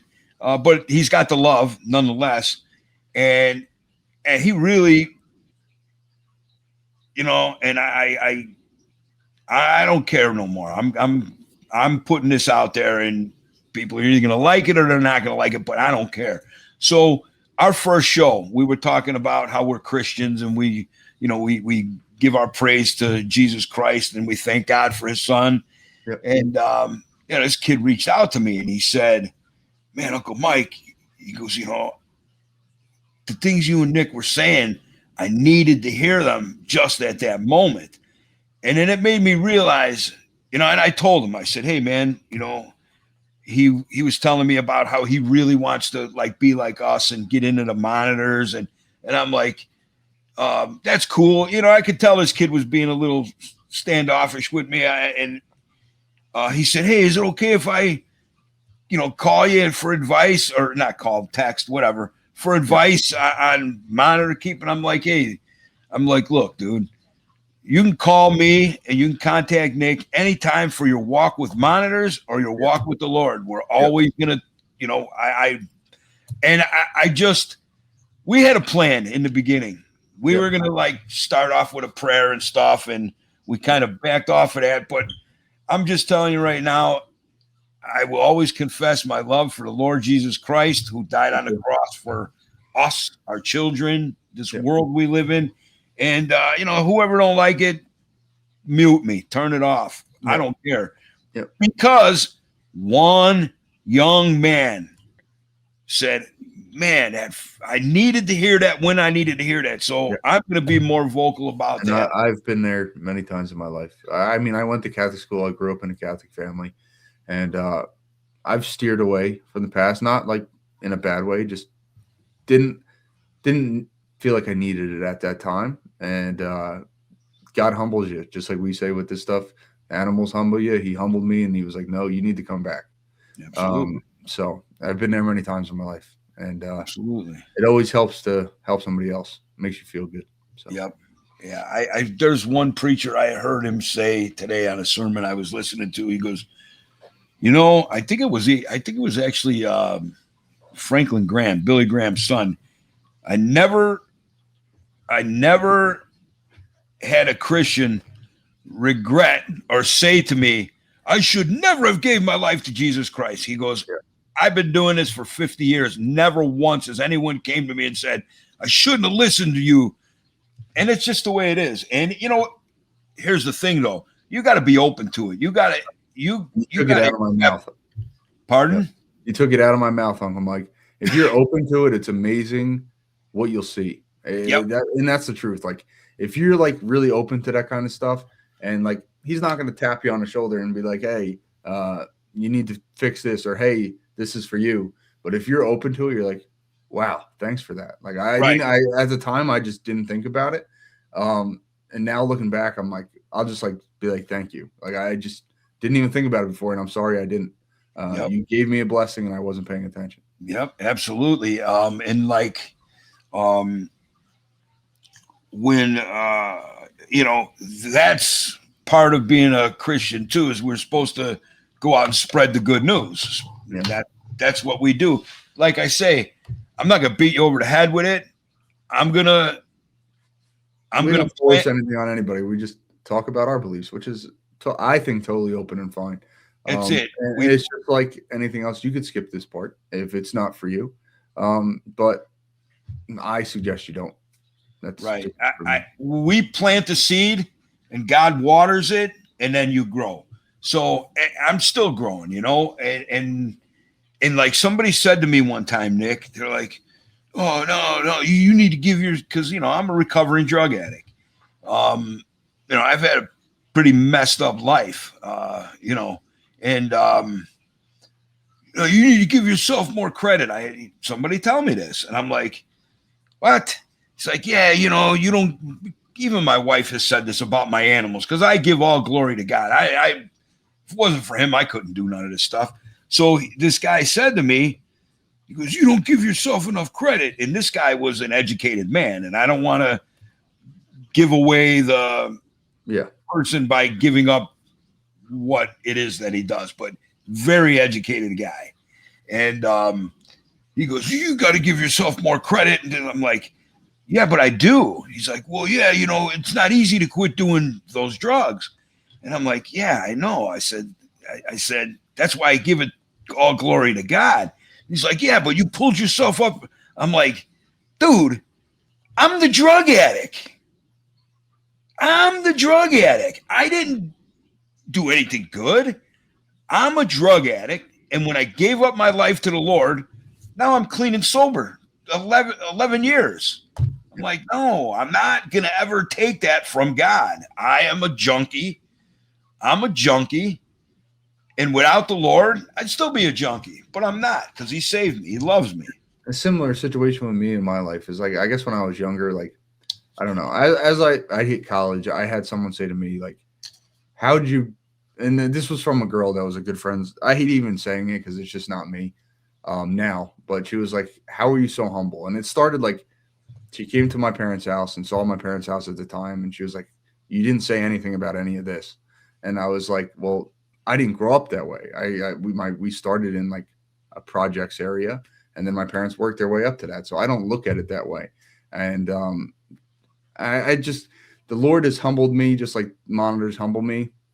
And more arrogant I was in my life, because there was a good time when, especially high school, middle school age, when I moved, I felt like I had to set a precedent. Like, I'm not going to take shit. So, and I went from a Catholic school to a school of 400 kids, and they tried to, 400 kids in my grade, and they would try to pick on you and try to like set a tone, and I wasn't taking it. Then I had to hold that precedent throughout my high school. And God humbled me in many ways, and realized it feels good to let go. You got to step that down. That you're not going to be that arrogant your whole life, or I'm going to just keep knocking you on the head. And once I got older, that slipped away. And I learned any little bit of arrogance that I had, he would humble me in some way. And it continues with all the reptiles too. Well, I never am braggadocious or anything like that. It's just not in my being now, but I'm that way for that reason. Well, Nick, we've become really close over the past several years.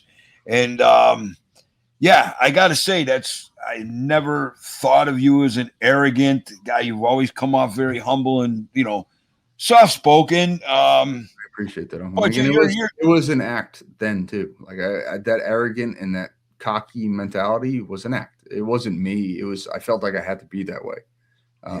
And to even act it, he wasn't too happy with it. So. Yeah. But there you go. That's basically the show. But me and Nick both felt it was important to praise God. That's what we wouldn't even be here without it. So every day.